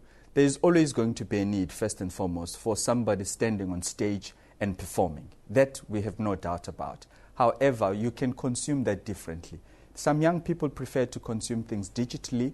Some young people need to have the peripheral dress around what theatre is about so that they interact with us, so that when they walk past our theatre going to a shopping mall or coming into our space for any other thing, they want to see a barcode. And in that barcode, they can use their smartphone to scan and download, for instance, our program, download in brief a preview what the next productions are about, and a preview maybe of one or two scenes in their smartphones. And that might pique their interest so that they come through. So we're using all levels of technology, social media, but at the same time not making our product a commodity. It's a premium brand to go into theatre. It's something that we are developing audiences around it. And don't forget, we were all young at one stage. The more things change, the more they stay the same. Some of the consumption mechanisms are now and they're big, but at the core, we want them to come inside the theatre to feel live theatre and what it's about. And that commodity we are not going to eliminate. Mr. Gambi, a luta continua. The struggle continues at the Market Theatre. Indeed. That was Thank you so much, Elvis. The chairman of the Market Theatre, Kwanele Gambi, joining us. We'll take a short break and we'll be right back after that.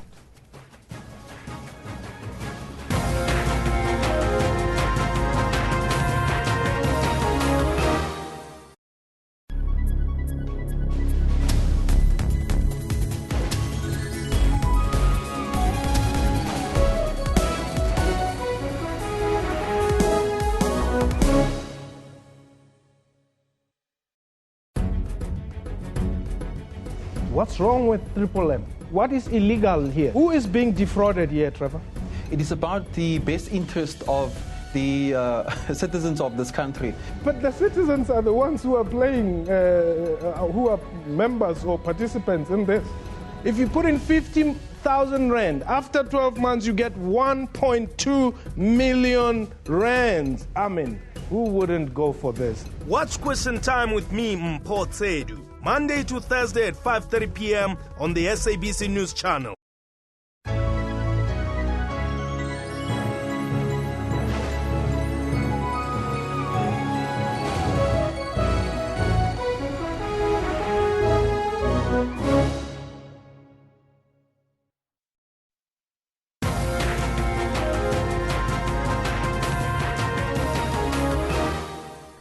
Time for your sports news now. National First Division sides in Mbombela United and Highlands Park kicked off the 2015-16 promotion relegation playoffs at the Kayamazane Stadium. Now, Highlands Park was too strong for the newly promoted NFD side from Mpumalanga, thumping United 3-0.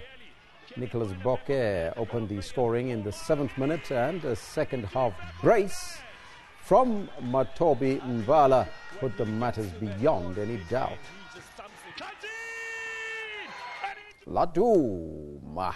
Now, Orlando Pirates players are aiming to end the 2015-2016 season on a high by winning the last trophy on offer in domestic football. The Buccaneers will take on SuperSport United in the final of the Nedbank Cup in Polokwane on Saturday. Orlando Pirates had to wait for the last match of the season to secure a top 8 finish. Their start to the season was poor, to say the least. The Nedbank Cup is the only available ticket for Pirates to book a place in a CAF Interclub competition. The winners will participate in the Confederation Cup alongside the team that finished third in the league. It's something we spoke about as a team when the cup competition started. And, I mean, we're going to go all the way. That's what we said to ourselves. The winners of the trophy will pocket 7 million rand. Sfiso Ramara, SABC News, Johannesburg. South Africa's Raven Klaasen and his double partner American Rajiv Ram will be in second round action at the French Open tennis tournament in Paris today. The 8th seed will face American Scott Limpsky and Eric Butorak after a straight-set first-round win over Mikhail Josny and Janko Tipsarevic. That was yesterday. Meanwhile, second seeds Andy Murray of Britain and Agnieszka Radwanska of Poland remain on course following two very different second-round matches. Radwanska lost just 2 games in her opening match, but her second-round clash against local hope Caroline Garcia was always going to be more challenging. Despite losing her first service game, Radwanska broke back straight away and secured another few breaks to clinch the first set 6-2. Garcia put up more of a fight in the second, but the Pole also took that in her stride. She bagged the second 6-4 to book a third-round clash with Czech 30th seed Barbara Strykova. She was tested, but her opponent today was just too erratic. Murray, however, has admitted that he had to dig deep to beat French wildcard Matthias Berg. Following a 5-set opening clash against Czech veteran Radek Stepanek, the young Frenchman also took the world number 2 to 5 sets. The Scotsman's experience ultimately pulled him through on what has been another tough day at the office. Murray has had to show heart. He's proven the escape artist at Roland Garros in the first few days. He spoils the dream of Matthias Berg. I was struggling to win points at one stage. I was losing a lot of games at love, and it felt like, every time the ball was in the middle of the court, he was hitting winners. I couldn't see where his shots were going. Big serving Canadian Milos Raonic, however, recorded a straightforward win over another Frenchman, Adrian Manarino. The 8th seed triumphed in straight sets in just 100 minutes. Liesel Zankel, SABC News. Proteas management appear to be confident about the team's success ahead of their departure for the tour of West Indies. Now, the Proteas will be taking part in an ODI triangular series featuring the host West Indies and Australia starting from the 3rd of June in Guyana. The national side is expected to play warm-up matches against the West Indies on the 29th of May. Proteas coach Russell Domingo is confident of redemption following a string of poor results in the first quarter of this year. The Proteas crashed out of the 2016 T20 World Cup in India after losing 2 of their group stage matches against England and West Indies. Not to mention the humiliating test defeats against India last year and England on home soil earlier this year. The last time we played them in a sort of a triangular, we beat them in a final, and hopefully we can do that again this time. Winning is important for South Africa, we know that. The public demands that, the cricketing people demand that. We demand that because we've got a really good side. With West Indies pitches notorious for being flat and dead, spinners and middle pace bowlers are expected to play a big role. With the number of South African players in the Indian Premier League, their experience will surely come in handy for the Proteas.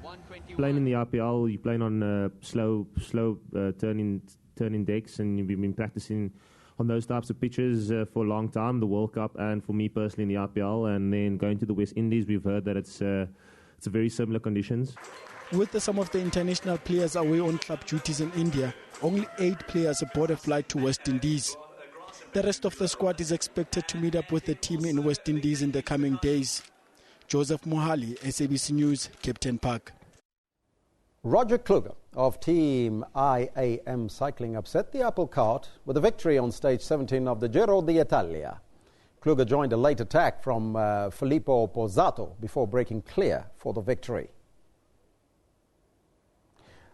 After catching a break of the 6 riders with just under 2 kilometers to go, the sprinters' teams were lining themselves up for a bunch gallop to the line.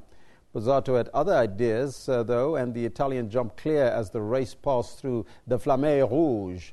Now, when it appeared that the veteran rider and the former Giro Italia winner had pulled one over the peloton, Kluge latched onto his wheel as he went into the last 100 metres. Kluge used all his sprint knowledge from the track to time his run to perfection. The big German, he rounded Pozzato and, for his first ever Grand Tour stage win. Does he take in? Not enough, surely, to hold off this. Now here at home, the Comrades Marathon, the ultimate human race, takes place this Sunday. Celebrating that spirit of humanity during the years of this year's down run is an inspirational teenager, Sandile Mbili, a paraplegic who will be running the 1.6-kilometer Nedbank Green Mile to raise funds for other paraplegic children who require prosthesis. Mbili, a double amputee, lost his legs to a bacterial infection 4 years ago. But in a miraculous turn of events, his situation was uncovered by two non-profit organizations, One School at a Time and the Jumping Kids Foundation, and the wheelchair-bound 17-year-old was fitted with prosthetic legs last October. A process that has changed his life and given him a fighting chance to succeed. Our biggest concern was really just about the muscle loss and atrophy, but with the right attitude and the right work, he's been able to get past all of that. So now he's starting to live up to the potential that we saw that he had. To motivate Sandile to walk again, the Jumping Kids Foundation launched a Twitter campaign, #GoSandile, which encouraged people to send motivational messages. The messages were printed out and given to Sandile at his physiotherapy sessions. The campaign has now changed slightly. The messages will form the 1.6-kilometer Green Mile track that he will run on to raise funds to fit other amputees with prosthetics. I think I want to do a Comrade Marathon because I want to help a lot others, and Jumping Kid as they helped me, gave me the prosthetic leg and to raise money so others can get prosthetic leg. That's why I'm excited and ready to help the others. Mbili's team hopes to receive at least 4,000 tweets before Sunday. Samantha Mari, SABC News, Johannesburg. Now that's inspirational, isn't it? Keep it up, young man. We'll take a short break and we'll be right back after that.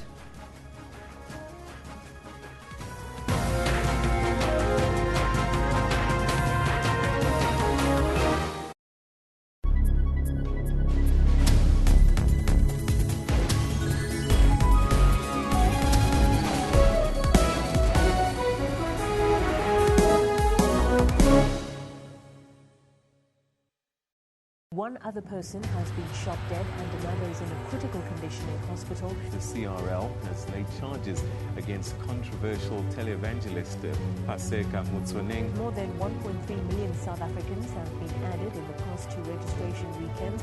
The International Monetary Fund warns that policy uncertainty could dampen economic growth in South Africa. And all eyes are on the new Bok coach, Alistair Coetzee. He's challenged to keep everyone in the country happy.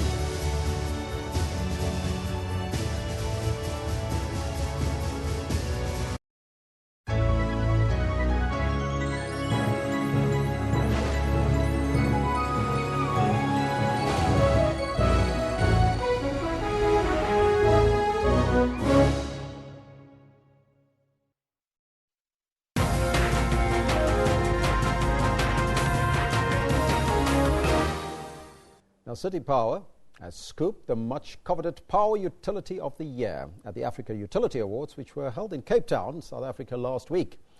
Now, City Power was vying for this much-sought-after award with a number of utilities from across the continent, namely the Ghana Grid Company Limited, KenGen from Kenya, Kenya Power and Lighting Company Limited, and Volta River Authority from Ghana.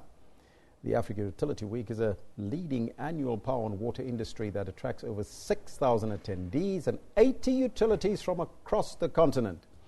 Now, for more on the story, we're joined in studio by Yuma Sheikh. She's City Power spokesperson. A very good morning to you, Yuma, and welcome. Good morning. Thank you for having me on. Now, first and foremostly, congratulations, of course. Thank you very much. How did you achieve this feat? Well, City Power was vying for the Power Utility of the Africa Award with some of the companies that you mentioned earlier from across the continent, including Ghana and Kenya. The Power Utility of the Year Award recognizes a utility that excels in a number of fields, including service delivery, project rollouts, technology rollouts, implementation of smart energy solutions, and we're actually quite honored to have won this award, given the category and the likes of the other nominees in this category. Yes, yes. Now, what does it mean for you as City Power that you've won this particular award? Well, it's an affirmation of the hard work that has been done by the City Power team, and I think it also galvanizes us as a company to actually work harder in terms of providing a better service to the residents of Johannesburg. Which the criteria that you were chosen in is again? It was a number of criteria which included service delivery, project rollouts, technology rollout, energy solutions, a number of other criteria. And what did the judges find that you do differently as City Power as to what the other guys were doing? Well, I think it was a combination of a range of interventions that City Power had introduced, including, for instance, a load limiting technology, which is the first of its kind in South Africa, actually in Africa itself. And this, through the implementation of smart metering as well, allows a customer in Johannesburg to actually avoid periods of load shedding by allowing them to have limited energy during, when the rest of the country is in darkness. We also rolled out a time of use, which is a dynamic pricing system, which prices electricity when at a sort of a higher rate, when there is pressure on the grid and demand is quite high, and then allows for a discounted rate when pressure on the grid is low. The City of Joburg, I think, given the service delivery projects that we're seeing and the number of problems that we're having around the country right now, the City of Joburg has taken a step towards electrifying informal settlements.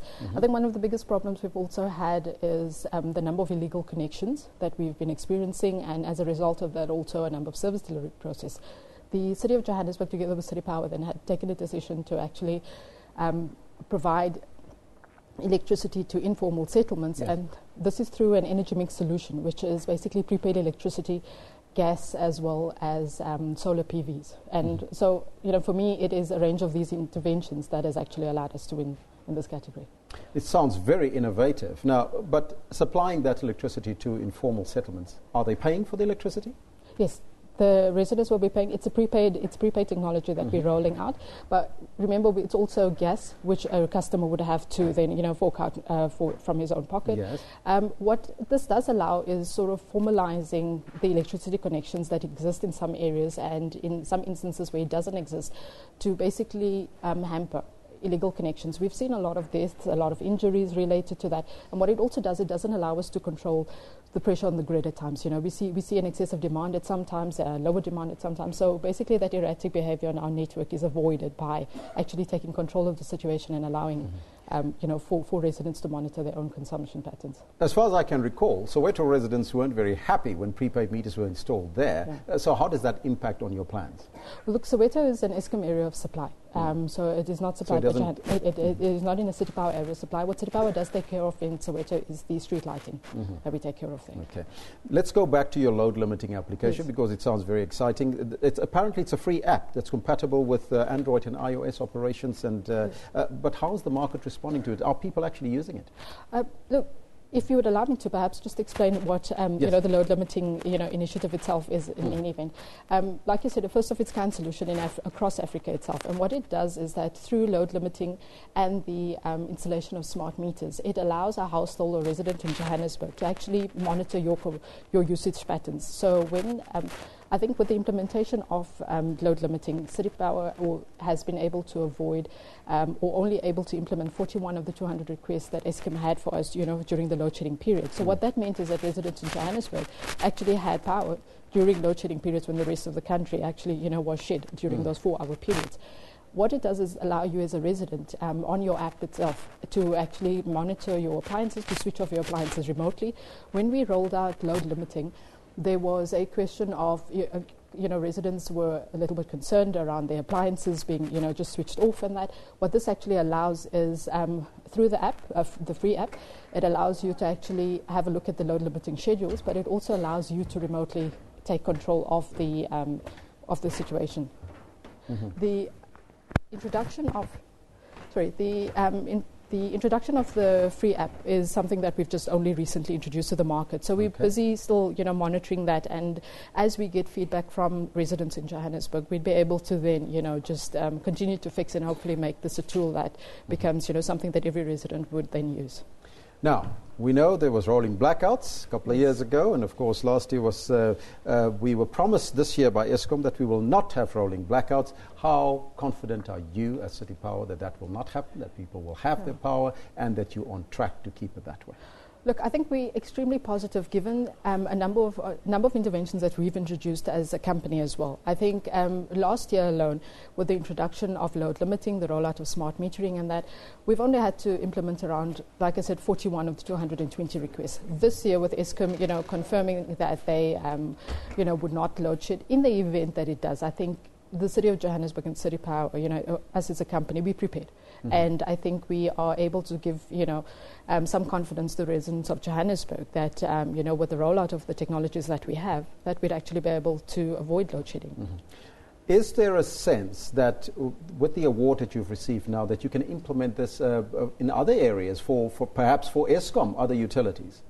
I think winning the award definitely gives us the edge in the market, and I think we have a very strong relationship with Eskom in terms of sharing technologies and ideas and that, and it's definitely something that we're in discussion with them, especially in areas of concern with them, in terms of high demand areas and that, our time of use tariffs, for instance, and that. So it's definitely a partnership, and not just with Eskom, throughout Africa. I think there was a lot of interest shown at the Africa Utility Week held in Cape Town last year already, where a number of other countries have actually expressed interest in wanting to have a look at this technology, coming to visit us, to see how it is that they can then take some lessons learned. And I think for us, it's definitely a proud moment, and it's definitely, we still have a long way to go. Mm-hmm. I think we've just started this, and I think we're buoyed by the success that we've just achieved to continue on this.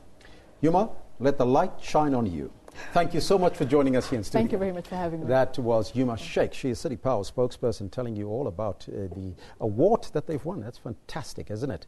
Of course, for Johannesburg, and of course now you've got load limiting as well, so that sort of regulates your power. Well, we'll take a short break and we'll take a look at the continental weather forecast after that.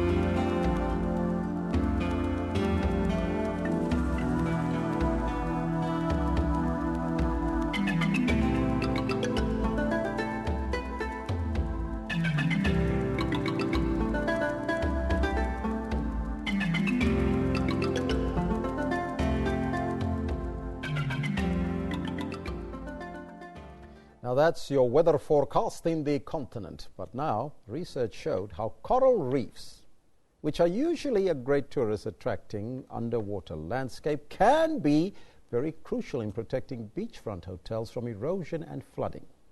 Now, not only do these colorful corals draw snorkeling tourists to natural marine playlands, but they also play a great role in the ecosystem. And Paul Manari is here to tell us why. A very good morning to you and welcome, Tissy. Thank you so much. For those who may not know, what is a coral reef and how do they operate?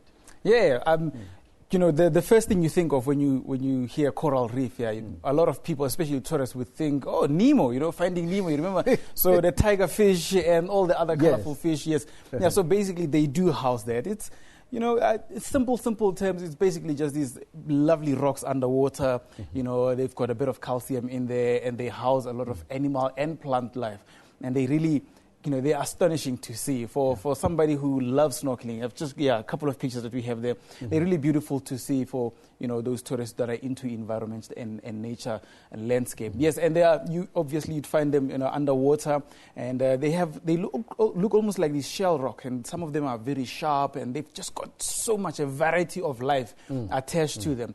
Yeah, and that's basically it in a nutshell. But what is their role in nature? What sort of role do they play? First of all, it's sort of a natural habitat for a lot of fish life or marine life, and they grow and they sort of purify and clean water systems, and you can find them just about almost any type of water, warm waters, cooler water, and they purify. You'd find a lot of these blue, cleanish water that you'd find in places such as Bora Bora or just off the coast of Mozambique. Yes. I mean, here in South Africa as well, there's quite a number of those where you can go for viewing. Yes, and their role is almost sort of this energy that comes through. They feed a lot of animal life, fish life out there, and the plants grow from that, and they sort of recycle the acidification of the ocean, because there's a lot of chlorine in there. Yes. Yeah, they perform. So they're very essential for the natural habitat. Excellent. But now, can they be affected by climate change? Yeah, certainly, there have been quite a lot, especially when it comes to the warming of the ocean. It's becoming so much hotter over the last couple of days. I've done couple of years. Even and I, we've talked a lot about the warming of the ocean and what its impact are, other than rising sea levels and so on. Yes, and then there's this procedure called coral reef bleaching. So that's what happens when you'll see them starting to change their natural color, and they sort of become this grayish, brownish kind of color, and that's what comes from when a lot of the temperatures in the ocean changes drastically, like what's been happening with the oceans becoming so much hotter. And what happens there is, a lot of decay from the actual rocks themselves, the animals and the plants on there, because they're now being sort of restricted from the amount of oxygen that they receive. So that's basically what's been happening. The climate change is causing this procedure called bleaching, and it's leading to some serious impacts and disastrous effects on the animal life. Should we protect them, and how do we protect them? Yeah, that is also one of those most difficult things. There's an example that I actually learned about recently in the Similan Islands in Thailand. They actually closed those off for a period of 6 months from tourist activity, to allow breeding and to allow sort of regeneration of the plant life along there.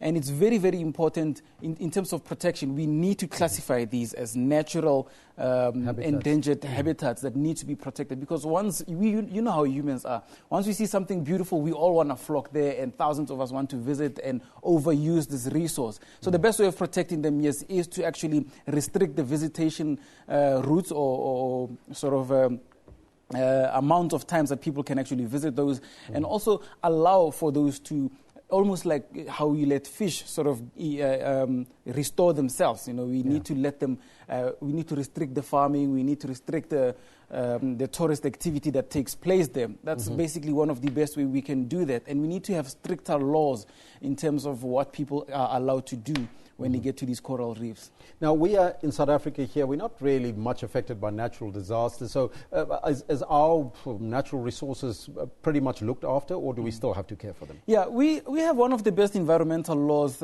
probably here in the Southern Hemisphere, maybe even in the world. They're really, really good. It's just the enforcement that's also not taking place as good as it's supposed to be, because when tourism kicks in and then we can see the amount of money that comes in, then we all just focus on the economic factors.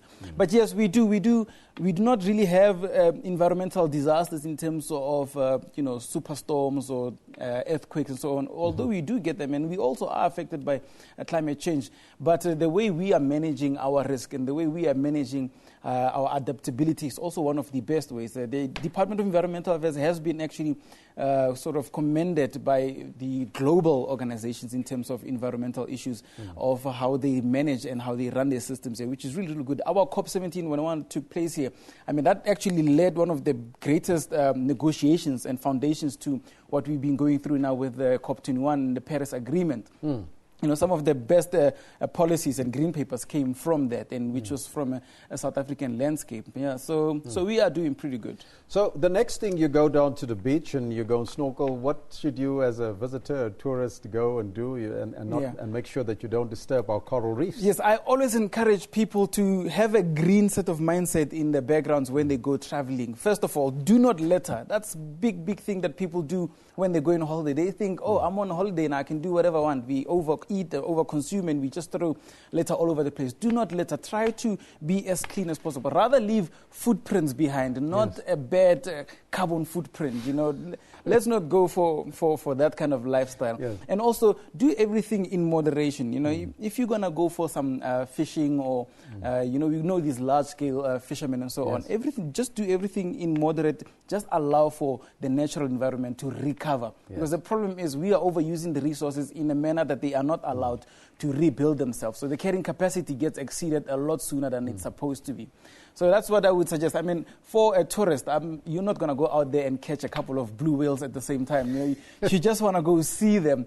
But I would suggest, follow all the guidelines, because most of these tourist areas, they do tell you this is a nature reserve and it's well protected and this is what you need to look after. Don't flick out your cigarette butt while driving. Do not litter. Yeah, those kind of things. Make sure that you look after the environment. But just briefly, quickly before we go, we were out of time. Medical waste was found on the Durban beachfront. What is that all about? Yes, which is something that should definitely be regulated. It's something that goes, underhand. We don't really notice it because it is, especially medical waste. It's in such large quantities. If you think about bandages, syringes, which are very dangerous and also unhygiene. Those things they can go unnoticed because the large quantities we think that we are taking this to landfills or to registered waste management sites, but because it costs a lot of money to hospitals, maybe it costs a lot of money to private institutions, they would rather take the shortcut. So, and that's what happens. They do not go unnoticed, especially if you dump things in the ocean or if you dump things in the water streams. They flow into a certain pattern and eventually they will come out. Tsitsi, thank you so much for your time and joining us here. Thank you very much. That was Tsitsi Munari giving you the latest in terms of your environment. Coral reefs, very important. We'll take a break and we'll be right back at the top of the hour.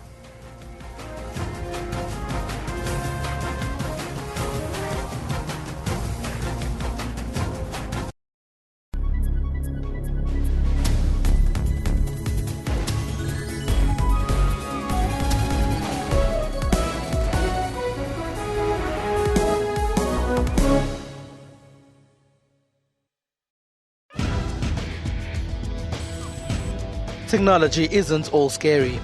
There's also fun stuff like gaming. Lots of women do play games, whether it's on their phones or their tablets. Then there are Africans who are using new tools to make other people's lives much easier. We typed the whole CV on a small, QWERTY Nokia phone. For all these and other technology and social media news, join me, Spumelele Zondi, every Sunday at 7:30 p.m. Central African Time on SABC News.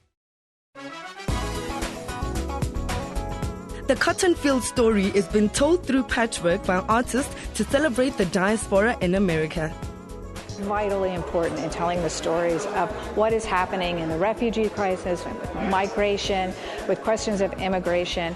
And I believe I, as an artist, have a moral obligation to tell these stories. It's through paper, brush, and paint that the different faces of women are reflected by this prolific painter. Women face a lot of challenges, discrimination, sexism, and a lot of other negative, In my paintings, I try to send a different message. Place of the G-Men and Father Huddleston's mission.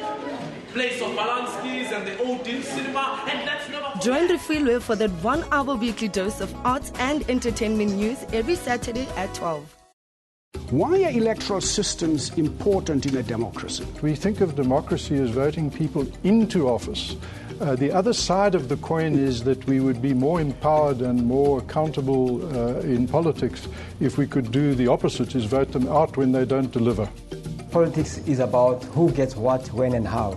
If you look up on the internet as to how the head of state is chosen, it says monarchy. We should not refer to an election as a contest. So we should not shy away from the fact that an election is a contest. Of course, I do admit that it's not a bloody contest, or it shouldn't be a bloody contest. It shouldn't be a bloody people, contest. Fight and, of course, and it should also not be a beauty contest. Then it shouldn't be also a beauty contest either. Swiss people, for example, can travel internationally with a cantonal passport, not even a national one. That's like us traveling on a Free State passport, for example.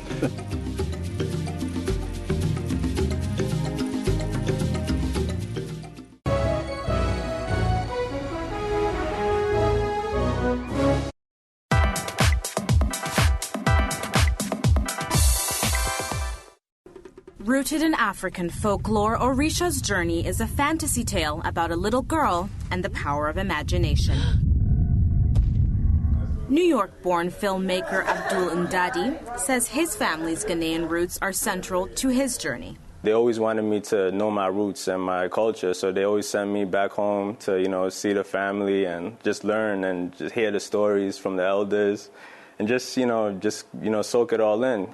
And in soaking it in, he became aware of the dearth of African characters in mainstream animation.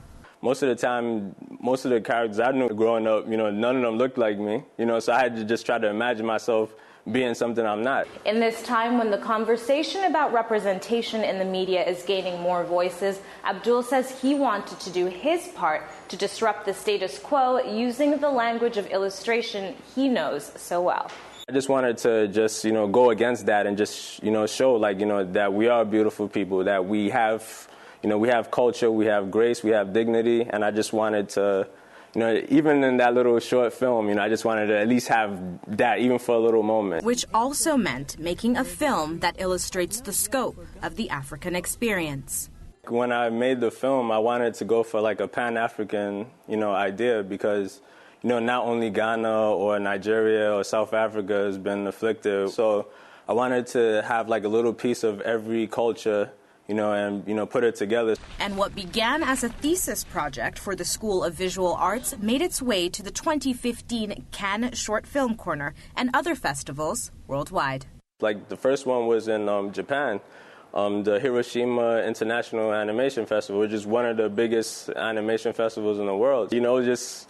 I don't know, it's pretty awesome, and now that it's online, just the fact that people are just saying they see themselves, and that's awesome. That's all I wanted. And now, Abdul wants to go back to the drawing board.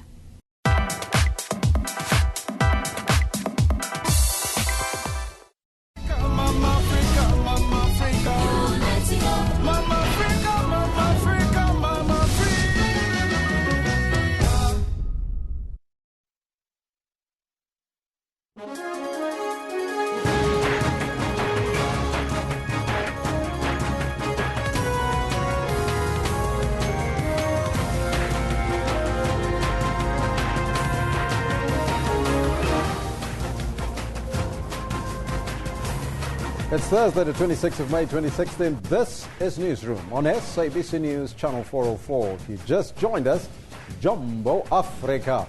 And a very warm welcome as we broadcast live from our Auckland Park studios in Johannesburg to the rest of the African continent. I'm Elvis Preston, and Renee will be joining us shortly, and we'll be with you until 12 o'clock. We're also streaming live on YouTube with the entire show available on our YouTube channel. Today, we focus on cartoonist Jonathan Shapiro, known as Zapiro, whose cartoon unleashed a backlash in which he depicts the NPA head, Sean Abrams, as a monkey dancing on a leash held by President Jacob Zuma playing the wind-up organ. So several people have accused Shapiro of racism for that depiction, although he did say that he will review the cartoon. So in our question of the day, we're asking you, where do we draw the line when expressing artistic freedom? That's the question. You can let us know on the Twitter handle at SABC Newsroom as well as on the Facebook page. But first, let's take a look at your news headlines with Renee.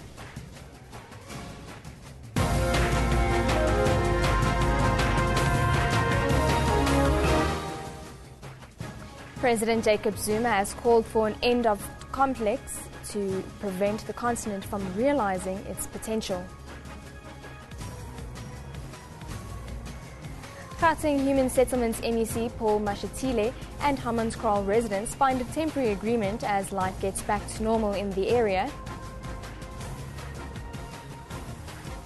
Residents of Ennerdale and Lawley, south of Johannesburg, have blockaded roads in and around the areas, including the Golden Highway, with burning tyres and rocks. Let's go over to Elvis, who has your sports news. Thank you, Renee. Let's take a look at your sports news. And the National First Division side Highland Spark kicked off the 2015-2016 promotion relegation playoffs in style with a 3-0 win over Mbombela United.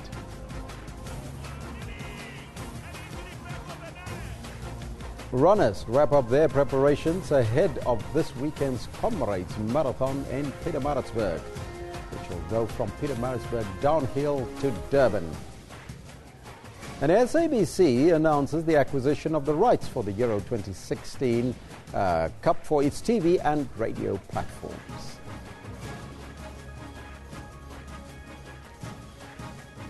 Good news for all the soccer fans in the country too. We'll take a look at some soccer from Europe. Now, top story this hour. Residents of Ennerdale and Lawley, south of Johannesburg, have blockaded roads in and around the area, including the Golden Highway, with burning tyres and rocks. They are protesting over housing issues.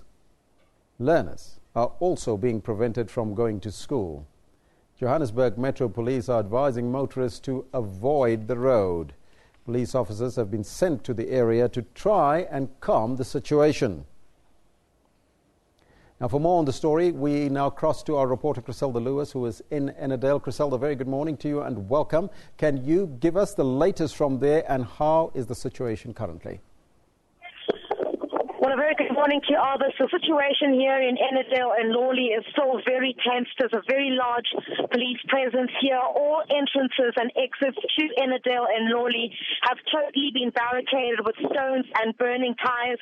As I'm speaking to you now, more vehicles are dragging some tyres to come and burn in the middle of the streets. Residents are saying they're unhappy with the level of service delivery in this area. They say for many years they've been calling on Gauteng provincial authorities to intervene in the situation here. They're saying that there are no recreational facilities. They're also complaining about the allocation of houses, saying that in the surrounding areas, houses are being allocated to others, but little of that has happened in here. But also, as I'm speaking to you now, I'm looking at some of the learners who've now been told to leave the school premises and go back home because the situation is not safe.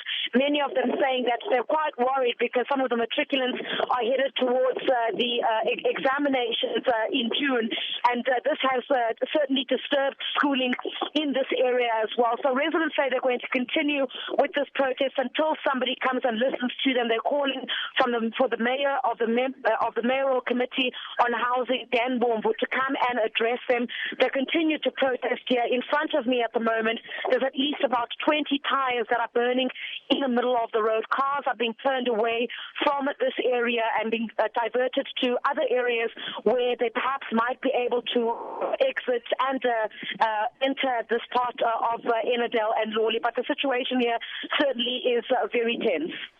You can see some of the pictures coming through and some of the visuals there of the burning tyres. What are residents saying? Are they fed up with the situation? And what is the police presence currently in the area? Well, the police presence is very strong in this area, Albus. More police reinforcements are being brought into the area. They're certainly manning both entrances and exits a few kilometers from where the protesters are embarking on this action. In all of the entrances around Ennerdale, we've been to at least 6 of those exits and entrances into the area, and all of them have been barricaded with stones and burning tyres. But there's a very strong police presence. We also understand from the Johannesburg Metro Police Department that they will be sending more police reinforcements into this area as well. Right here in front of me as well is also another police vehicle, the tactical response teams that have been brought into this area as well to try and calm the situation. But residents are saying they're going to continue with their protest action for the remainder of the day. And if no one comes to address them today, they will continue with their action tomorrow as well. Some of the placards that are being carried by residents here are saying they're demanding budgets for housing. They're saying they're tired of power cuts. That's one of the issues as well. They're saying that they were assured that there will be no load shedding in this area, but they're saying there have been consistent power cuts in this area. They don't understand why, so they're demanding a budget for housing and are saying that the power cuts in this area cannot be tolerated. They'll continue on this protest action at the moment. Quite a lot of tires. I must say, I'm not sure exactly where they're coming from, but there are a number of vehicles that are driving into the area, bringing tires to continue burning them here in the middle of the streets. Many of the cars as well, people being diverted to different areas. A lot of concern as well. You know, there's a nearby field from where I'm standing at the moment. I'm talking about at least 50 to 60 of the learners from around here walking through the fields a bit away from where the protest action is taking place. So no schooling. Those who are also scheduled to go to work today said they will not be able to go to work because of the tense situation here in Enidale and Loli. We believe that the Golden Highway was earlier closed. It is still closed, and because we also understand that motorists were told to use alternative routes. That's right. That part of this area remains closed at this point. There's quite a lot of traffic disruption in the area as well. Those who want to enter and exit the Enidale and Loli area are finding great difficulty in doing so. But it certainly seems it's going to remain that way because you've got residents who are gathered at different parts around this particular area in Loli and both in Enidale. Many of the entrances or the alternative exits and entrances into this area are also now being barricaded. So anyone who is in the community or in the Enidale area or in the residential area will find great difficulty getting out. And one who wants to come in, you really have to park your car quite far away from where the protest action is taking place and take a walk, as we did as the media. We've parked our cars quite far away from where the protest action is taking place because it's absolutely impossible to drive your vehicle into this area. Griselda, thank you so much for that update. As we promised you earlier, Griselda Lewis with that update from Enidale. It is burning in the suburb, but it's over now to Renee. Thank you very much, Alvis. Now, residents of Sekampaneng near Hammanskraal, whose shacks were demolished when they were evicted, have started rebuilding their homes. This comes after Gauteng Human Settlements MEC, Paul Mashatile, yesterday announced the suspension of the evictions. Mashatile and Tshwane Metro Mayor Josienso Ramakgopa visited the township north of Pretoria yesterday. 2 people were killed and 6 were injured when residents went on a rampage after the Red Ants evicted them on a piece of land they supposedly occupied illegally. The land belongs to the Kakana royal family. Mashatile says people will be allowed to return to the land in an orderly manner, and he is hopeful they will reach a peaceful solution. 12 Vuani chiefs who are against the incorporation of the area into a newly demarcated municipality have approached the Constitutional Court. Last month, the High Court ruled that Vuani residents have failed to give reasons why the Municipal Demarcation Board decision should have been reversed. The chiefs yesterday met with the Vendor King and reported the outcomes of the meeting they held with Cooperative Governance Minister Des van Rooyen on the way forward. The chiefs are expecting to hear from the Constitutional Court with a date for the hearing. Meanwhile, the bail application by Vuani residents facing charges of public violence and arson continues in the Malamulele Magistrates Court in Limpopo this morning. Now, more than 100 bank accounts have been frozen by the Reserve Bank on suspicion of being used in an illicit financial transaction. The bank's head of financial surveillance says they have arrested people in 4 provinces and investigations are continuing. Since January 2015 to date, 145 bank accounts have been frozen for suspected illicit financial flows. He says they have blocked approximately 370 million rand and have opened 77 new investigations from cases during the period. People have been arrested in KwaZulu-Natal, Mpumalanga, Western Cape and Gauteng. President Jacob Zuma says time has come for Africa to deal with conflicts that prevent the continent from developing and to end being exporters of raw materials. He was hosting the Africa Day celebrations in Cape Town. Building a better Africa and a better world, the theme for this year's celebrations. Touching on the background of where Africa comes from, President Zuma spoke of slavery days, memories which he said should unite the continent. Quoting Kwame Nkrumah, Zuma said, "Our independence is meaningless unless it is linked up with the total liberation of Africa." Unquote. It is this selflessness that we must remember, that we must remember and cherish always in their memory. Zuma said leaders should follow in the footsteps of the founding fathers of Africa who seek the best for their people.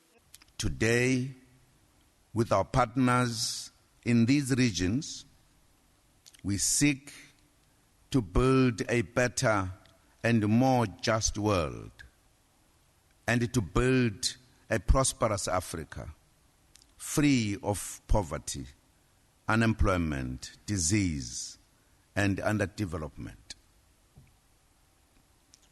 We want an Africa with modern infrastructure, where one can fly from one country to another within the continent without having to go via Europe. On the economic front, President Zuma said the continent have to diversify its economies in order to be globally competitive. He said Africa has to move closer to prosperity, also sounding the alarm bells on the need for energy. The beneficiation of our raw materials remains a paramount importance. The mineral wealth of Africa must help eradicate poverty in the African continent. And we do have the mineral wealth in abundance as a continent. But the hampering of the continent's progress by conflicts was of main concern. President Zuma said the resolution that guns must be silenced should be a reality.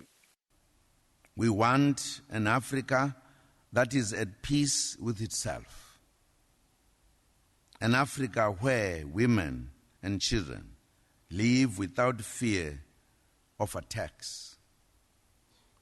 An Africa where there are no displaced people and refugees. Currently, the continent, through the African Union, is working on having a rapid intervention force to be on standby wherever there are challenges. President Zuma also highlighted the issue of migration, saying it was a serious problem which needed action. This also included human trafficking. Lehana Tsotetsi, SABC News, Johannesburg. Former President Thabo Mbeki says Africans need to document and teach their own history in schools. He was speaking in Pretoria. A token of appreciation for one of Africa's most revered thinkers and leaders. Former President Thabo Mbeki says Africa's racial and economic ills won't be solved by removing symbols of the past. Mbeki says South Africa's education system needs to promote African pride, adding that colonialism doesn't define Africa's future. We can't. The fact that they met in Berlin and took this decision does not mean we must agree. And if we unite as Ethiopians did, prepare ourselves as a fighting force as Ethiopians did, and make sure that we can mobilize all the people to engage this, we will win. Speakers at the Africa Day celebrations have hailed former President Thabo Mbeki's message, saying that it is incumbent on Africans to document and teach their own history in order to debunk stereotypes of Africa as a dark, savage continent which was ripe for the taking by colonialists. This great thinker and researcher, amazing what he discovered, and this knowledge. And this we don't know. We really don't. We don't know that we had a rich struggle heritage, a rich knowledge heritage. We in Africa were the first ones who started universities. Mbeki has called on Africans to conscientize the youth to continue the struggle to fully liberate the continent. Tumalo Mohlaudi, SABC News, Pretoria. Still with Africa Day celebrations, in Kenya, members of the civil society faulted African governments for the default on promises of Africa's founding fathers by overstaying power, corruption and recurrent conflicts on the continent. Oxfam's Pan-African Director Yana Ncube says while Africa has seen robust economic growth, Africans must stay vigilant to ensure the gains of independence are not lost. At the United Nations Environment Assembly in Nairobi, delegates heard how the continent is uniting in the fight against poaching in a bid to save Africa's wildlife.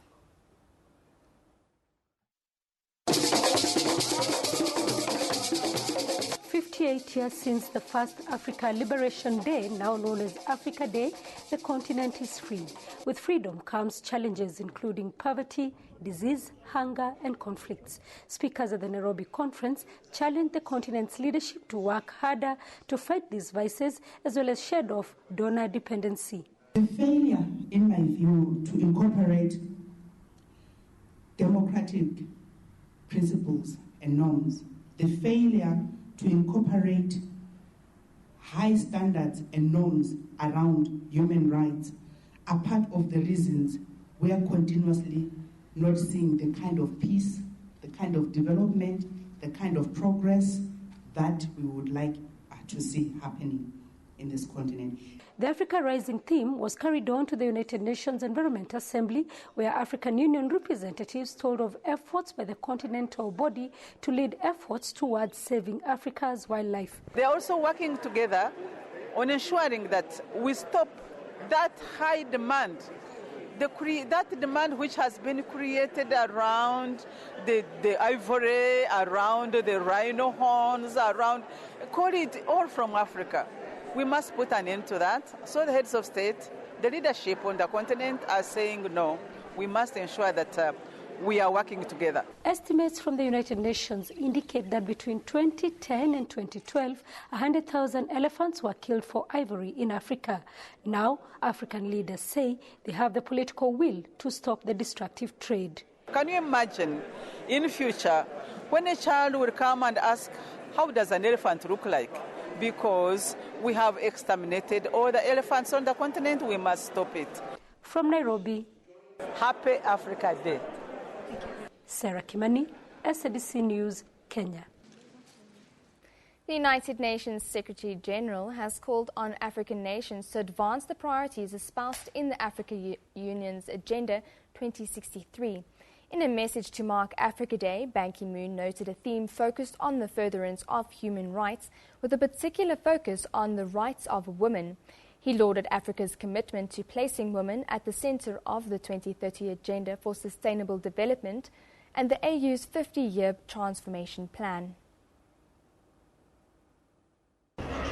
The UN chief has heaped praise on Africa's leaders for bold initiatives like silencing the guns by 2020, among the flagship projects of Agenda 2063. The Secretary-General urges all stakeholders to rally behind the transformative vision set out in the Sustainable Development Goals and the African Union's Agenda 2063. Highlighting the theme of this year's commemoration, which focuses on the rights of women, the Secretary-General says that this shows the commitment of Africa's leaders to place women as key drivers and enablers at the front and center of all efforts to implement the development goals. He noted Africa's emphasis on women and youth, the key developments of manufacturing and agro-processing, energy and ICT infrastructure, stemming illicit financial flows, ending conflicts, and promoting human rights and democratic governance. The Secretary-General points to sound economic prospects on the continent, with growth projected to increase to around 4.4% in 2016 from 2.7% last year, while he called on the private sector to embrace its key role in job creation, the promotion of innovation in technologies and services, and in supporting the continent's massive infrastructure transition that's already underway. He urged Africa to pursue industrialization in a more environmentally sustainable manner. He also calls on African leaders to use its economic gains to address rising social and economic inequalities and ensure that no African is left behind, adding that this will be crucial for tackling the root causes of conflicts, terrorism, and violent extremism, as well as for fostering peace and stability in the continent. a continent without conflict seen as a major stepping stone towards achieving the goals set out in the AU's 50-year plan. Sherwin Brycepease, SABC News, New York. Deputy President Cyril Ramaphosa says he and a 200-strong delegation have managed to persuade potential investors that they are ready to do business with the world. The Deputy President was speaking during a question and answer session in the National Assembly. He briefed Parliament about his recent trip to Rwanda's capital, Kigali, for the Africa World Economic Forum. He says discussions around infrastructure development dominated the forum. Meanwhile, the Deputy President also addressed the issue of alleged abuse of state funds, which saw the distribution of food parcels in the run-up to the 2009 elections. He said the Minister of Social Development gave an undertaking that only social development officials and SASA staff are allowed to distribute social relief to qualified beneficiaries. Now, the Cuban technique of ballet is breaking new ground in impoverished communities. The program in Soweto is giving both young, aspiring dancers and teachers a foot in the door. For 10-year-old boy Meje, there is no playtime after school, an extracurricular activity not popular among all boys his age. While others are honing their soccer skills, Meje is focusing on intricate footwork. Of the various genres on offer here, ballet is his passion. The first time I saw it on TV, people were stretching, and that's when I became interested in ballet. We watched dances, and then I decided I also wanted to learn. Gunston Macheledisa is swapping his Pansula sneakers for pumps. He is now one of several teachers coached in Cuban-style ballet. The focus is on a strong and aligned torso. 1, 2, 3. With this methodology, Maria focuses a lot on the kiss, and she focuses a lot on the basics of how to teach. Growing up, ballet is what I wanted to do, but you had to go out in town and pay for the lessons, so we couldn't. So it's important for me.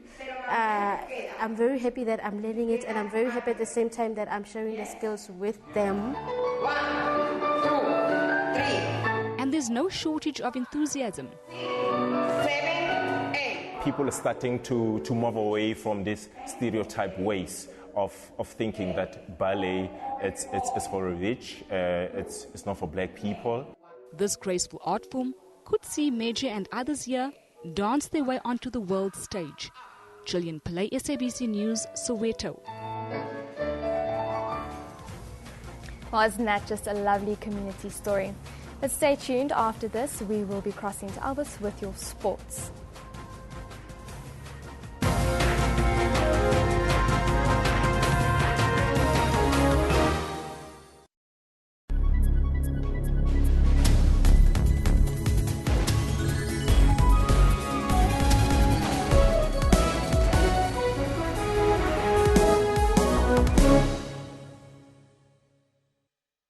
One other person has been shot dead and another is in a critical condition in hospital. The CRL has laid charges against controversial televangelist Paseka Mutsoneng. More than 1.3 million South Africans have been added in the past two registration weekends.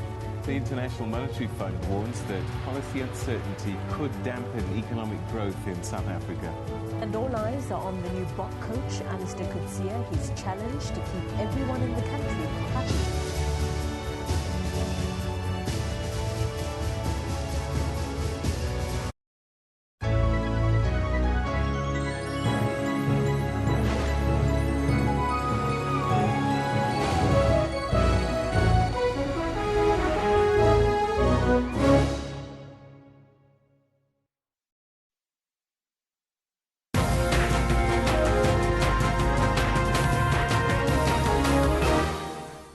Communications Minister Faith Muthambi has reiterated that the digital migration program is well on its way.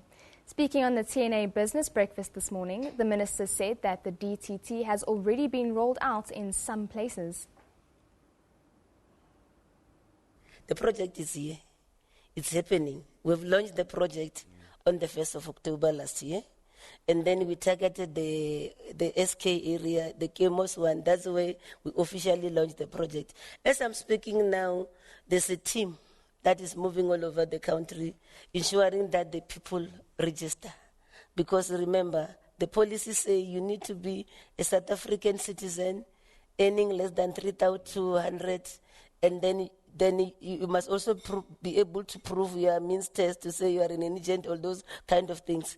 As we are speaking, the awareness campaign that we launched last year is still ongoing, and then people are starting to register in numbers. The uptake, you remember in my budget speech, I also announced the decision to delink the TV license issue towards the set-top box, the registration process, because that was another bottleneck that we hiked up, because people thought when they're saying they must bring in their TV license, it's another way to assist the SABC to collect their revenue. So we've delinked that system, because most of our people, because this policy is meant for the rural poor, some of them are indigents, they are members of, they belong to the indigent register of the various municipalities. So then also there are mechanisms that we're working with the SABC to say, because to pay a TV license is a requirement by law as well, to say for those that cannot afford, this is how the payment options that they can deal with. But I want to assure you and the South Africans that as a department, I think we've made inroads in making sure that the project moves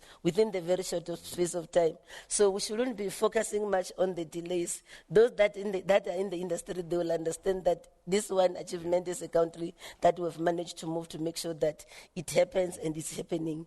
There are people, if you visit the Northern Cape now, they are watching television. To them, it was like a dream. For the past 22 years, they never have access to television, but they will tell you now that they're having TV that's working. They've got set-top boxes that has been delivered. Yes, it's a project, it's a new one. It might have its own hiccups, but at the end of the day, I think we are dealing also with the bottlenecks to make sure that the project becomes a success. I've also announced that should we reach 80%, that's when we'll switch off from analog to digital. But it's work in progress. Remember, also in February, that was the beginning of the dual illumination period, wherein now set-top boxes are officially available in the country.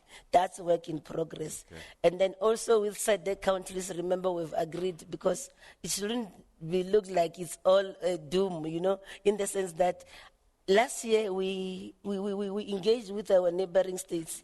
I've never heard of any incidents of interference, because what the deadline only meant that it was that you won't be protected from interference, frequency interference, the issues that we were managing with our SADC colleagues. One of the things that we're doing to support the digital policy is that we are distributing a digital broadcasting infrastructure. The second issue is that we support the local print with the development of website. Now it also means that individuals are actually going to become community journalists, because they're going to be able to record stories or either write them to feed into the mainstream or either within their own communities. One of the key things, for example, we're doing this year is to looking at how to support community media around local government elections that are coming up, but as well as take up what we call a bottom-up approach of media transformation in terms of ensuring that stories that are in vernacular language are actually recorded, both in terms of broadcasting as well as print, but also look at areas where, for example, linguistically, our people would have been, for any other reason, been excluded, to ensure that we support catalytic projects of that nature. We'll be back after this short break.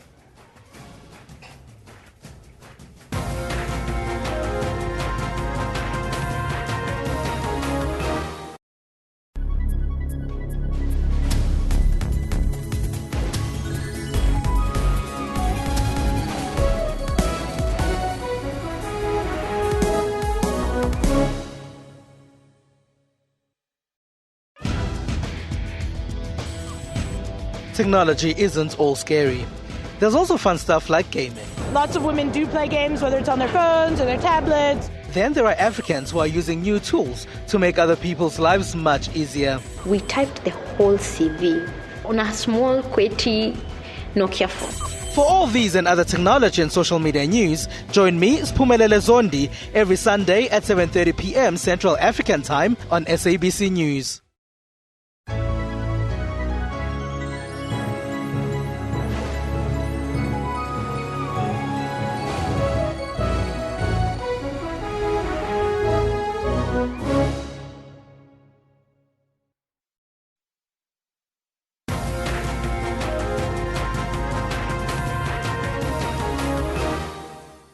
Time for your sports news now. Good news to the football lovers in the country.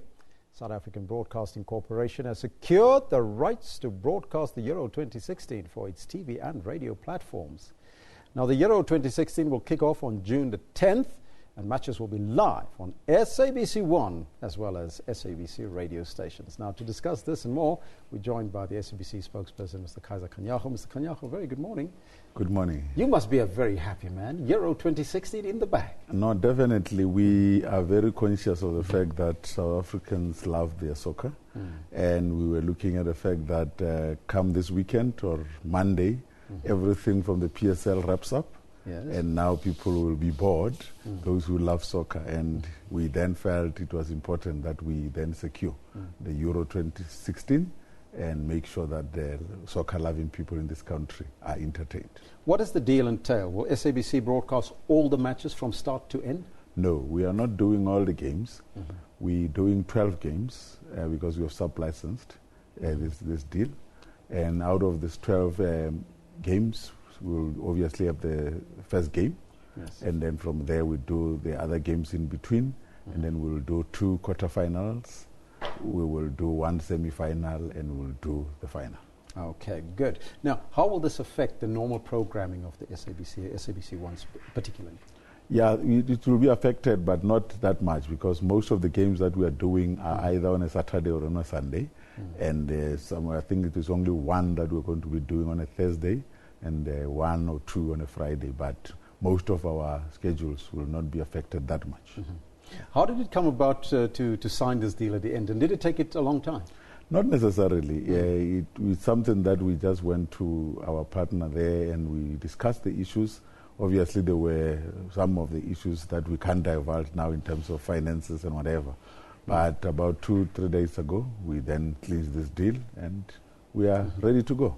Now, SABC 1 will have the rights, but would the other channels have the opportunity to have packages from SABC 1 in terms of the football matches? No, definitely. We're going to use SABC 1 as the main channel to do the live games, and then some of the things will be taken from there to be used, either even in the sports bulletins and all of that. Yes. But what is important is that all the 12 games that we have will be live on SABC 1. And the radio stations, will all of them be able to access it as well? Yes, they will all be able to access it, and the deal entails both radio and television, and we're happy about that, because for us, there are a lot of people who want to be listening while driving to their various destinations at home, and there are people who do not have television who want to listen to it, and for us to have it both on radio and television is very important. Is the deal only for 2016, or will it continue? Yeah, we deal with it on a case-by-case basis. This one is specific for 2016, and as you know, we will then negotiate again for the next time when it will be happening. Mr. Kanyaho, thank you so much for your time and joining us, and congratulations. No, thank you very much. Well, there you go. That was Mr. Kaiser Kanyaho, spokesperson for the SABC, giving us the good news, and of course that's wonderful news for you soccer fans out there. If you love your soccer, it's going to be great. Now, let's move on to other soccer news here at home. National First Division sides in Mbombela United and Highlands Park, they kicked off their 2015-2016 promotion relegation playoffs at the Kayamazane Stadium. Highlands Park was too strong for the newly promoted NFD side from Mpumalanga, thumping them 3-0. Nicholas Boke, he opened the scoring in the 7th minute, and a second-half brace from Motibi Mvala put the matters beyond any doubt. Here we go. Now, Orlando Pirates players are aiming to end the 2015-2016 season on a high by winning the last trophy on offer in domestic soccer. The Buccaneers take on SuperSport United in the final of the Nedbank Cup in Polokwane on Saturday. Orlando Pirates had to wait for the last match of the season to secure a top 8 finish. Their start to the season was poor, to say the least. The Nedbank Cup is the only available ticket for Pirates to book a place in a CAF Interclub competition. The winners will participate in the Confederation Cup alongside the team that finished third in the league. It's something we spoke about as a team when the cup competition started. And, we're going to go all the way. That's what we said to ourselves. The winners of the trophy will pocket 7 million rand. Sfiso Ramara, SABC News, Johannesburg. South Africa's Raven Klaasen and his doubles partner, American Rajiv Ram, will be in the second round action at the French Open tennis tournament in Paris today. The 8th seeds will face Americans Scott Lipsky and Eric Butorak after a straight sets first round win over Mikhail Jovsny and Janko Tipsarevic yesterday. Meanwhile, second seeds Andy Murray of Britain and Agnieszka Radwanska of Poland remain on course following two very different second round matches. Radwanska lost just 2 games in her opening match, but her second-round clash against local hope Caroline Garcia was always going to be more challenging. Despite losing her first service game, Radwanska broke back straight away and secured another few breaks to clinch the first set 6-2. Garcia put up more of a fight in the second, but the Pole also took that in her stride. She bagged the second 6-4 to book a third-round clash with Czech 30th seed Barbara Strykova. She was tested, but her opponent today was just too erratic. Murray, however, has admitted that he had to dig deep to beat French wildcard Matthias Berg. Following a 5-set opening clash against Czech veteran Radek Stepanek, the young Frenchman also took the world number 2 to 5 sets. The Scotsman's experience ultimately pulled him through on what has been another tough day at the office. Murray has had to show heart. He's proven the escape artist at Roland Garros in the first few days. He spoils the dream of Matthias Berg. I was struggling to win points at one stage. I was losing a lot of games at love, and it felt like, every time the ball was in the middle of the court, he was hitting winners. I couldn't see where his shots were going. Big serving Canadian Milos Raonic, however, recorded a straightforward win over another Frenchman, Adrian Manarino. The 8th seed triumphed in straight sets in just 100 minutes. Liesel Zankel, SABC News. Proteas management appeared to be confident about the team's success ahead of their departure for the tour of West Indies. The Proteas will be taking part in an ODI triangular series featuring the host, West Indies, and Australia. That's starting from the 3rd of June in Guyana. The national side is expected to play a warm-up match against the West Indies on the 29th of May.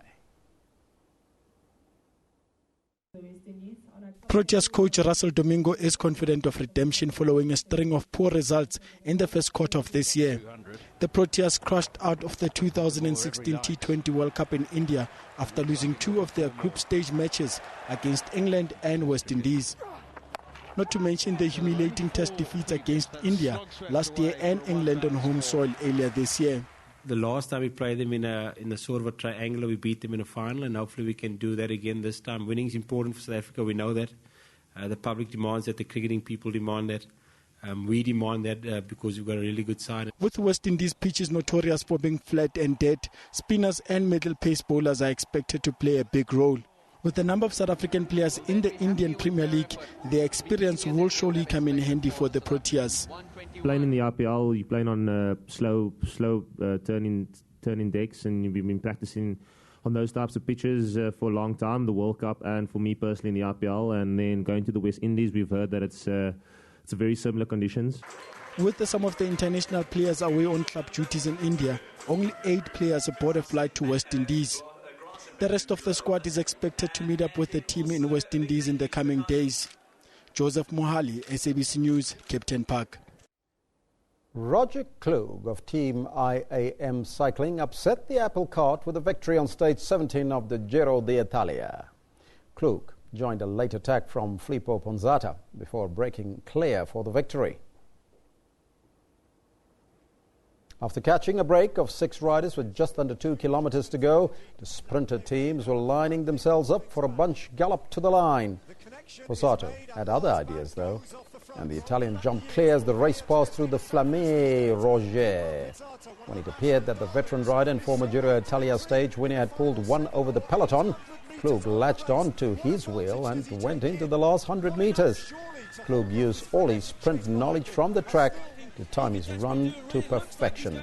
The big German rounded Pozzato for his first ever Grand Tour stage win. Brilliant there.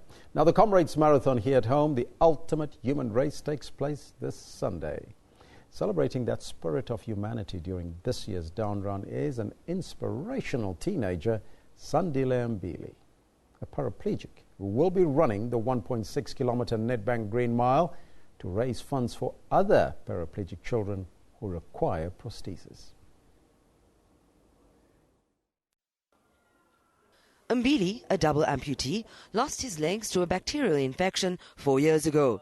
But in a miraculous turn of events, his situation was uncovered by two non-profit organizations, One School at a Time and the Jumping Kids Foundation, and the wheelchair-bound 17-year-old was fitted with prosthetic legs last October. A process that has changed his life and given him a fighting chance to succeed. Our biggest concern was really just about the muscle loss and atrophy, but with the right attitude and the right work, he's been able to get past all of that. So now he's starting to live up to the potential that we saw that he had. To motivate Sandile to walk again, the Jumping Kids Foundation launched a Twitter campaign, #GoSandile, which encouraged people to send motivational messages. The messages were printed out and given to Sandile at his physiotherapy sessions. The campaign has now changed slightly. The messages will form the 1.6-kilometer Green Mile track that he will run on to raise funds to fit other amputees with prosthetics. I think I want to do a comrade marathon because I want to help a lot others, and Jumping Kid as they helped me, gave me the prosthetic leg and to raise money so others can get prosthetic leg. That's why I'm excited and ready to help the others. Mbili's team hopes to receive at least 4,000 tweets before Sunday. Samantha Mari, SABC News, Johannesburg. Sandile Mbili, you're a hero, my man. Well, that's absolutely wonderful. Running for other kids who hasn't got prosthetic legs. That's fantastic, isn't it, Renee? It is wonderful to hear these good news stories. Yes. Now, another story that we were focusing on today is cartoonist Zapiro's latest cartoon that has created a lot of controversy as he depicted the NPA head, Sean Abrams, as a monkey dancing on a leash. It's held by President Jacob Zuma playing a wind-up organ. Now, several people have accused Zapiro of racism for this particular depiction. He did say, though, that he will review that cartoon. Now, here's what you have to say, and let's take a look at what you have to say about this cartoon and see if we can pick that up on the wall behind us. See some of the comments that came through from the Twitter handle as well as on the Facebook page. Renee, you can start off with that one from Doc Moses Villani. And he says, once you ridicule or shame that person, it's no longer art, it borders on racism. Well, there you have it from Doc Moses, straight to the point. Motsamai says, yes, our beautiful continent has a rich history. This makes art and culture crucial. Now that relates to the 40-year anniversary of the Market Theatre that we, of course, are having here today. And this one here from John S. Jackson says, art is an expression of an artist's views of scene captured for the viewers. They translate. Well, it's how you translate it, of course. It's how you view it. Whatever makes you happy, whatever floats your boat is how you translate it. Well, that's where we got to leave it. Thank you so much for all your comments on the Twitter handle at SABC Newsroom, as well as on the Facebook page. For those of you who have logged on and liked us there, you are now part of the Informed on Newsroom. We'll take a look at your continental weather after this, and after that we'll be closing the show.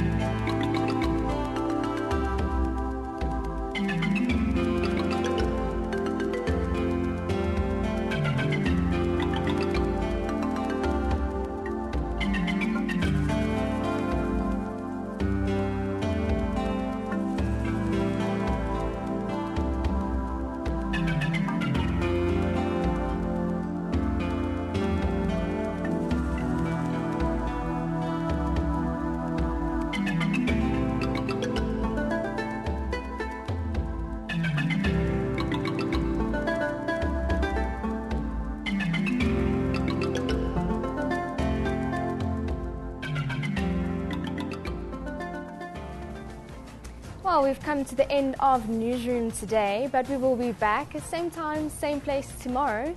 And that's it from me, Renee Vest. And from me, Elvis Preston. We'll see you then. Ciao for now. Arrivederci.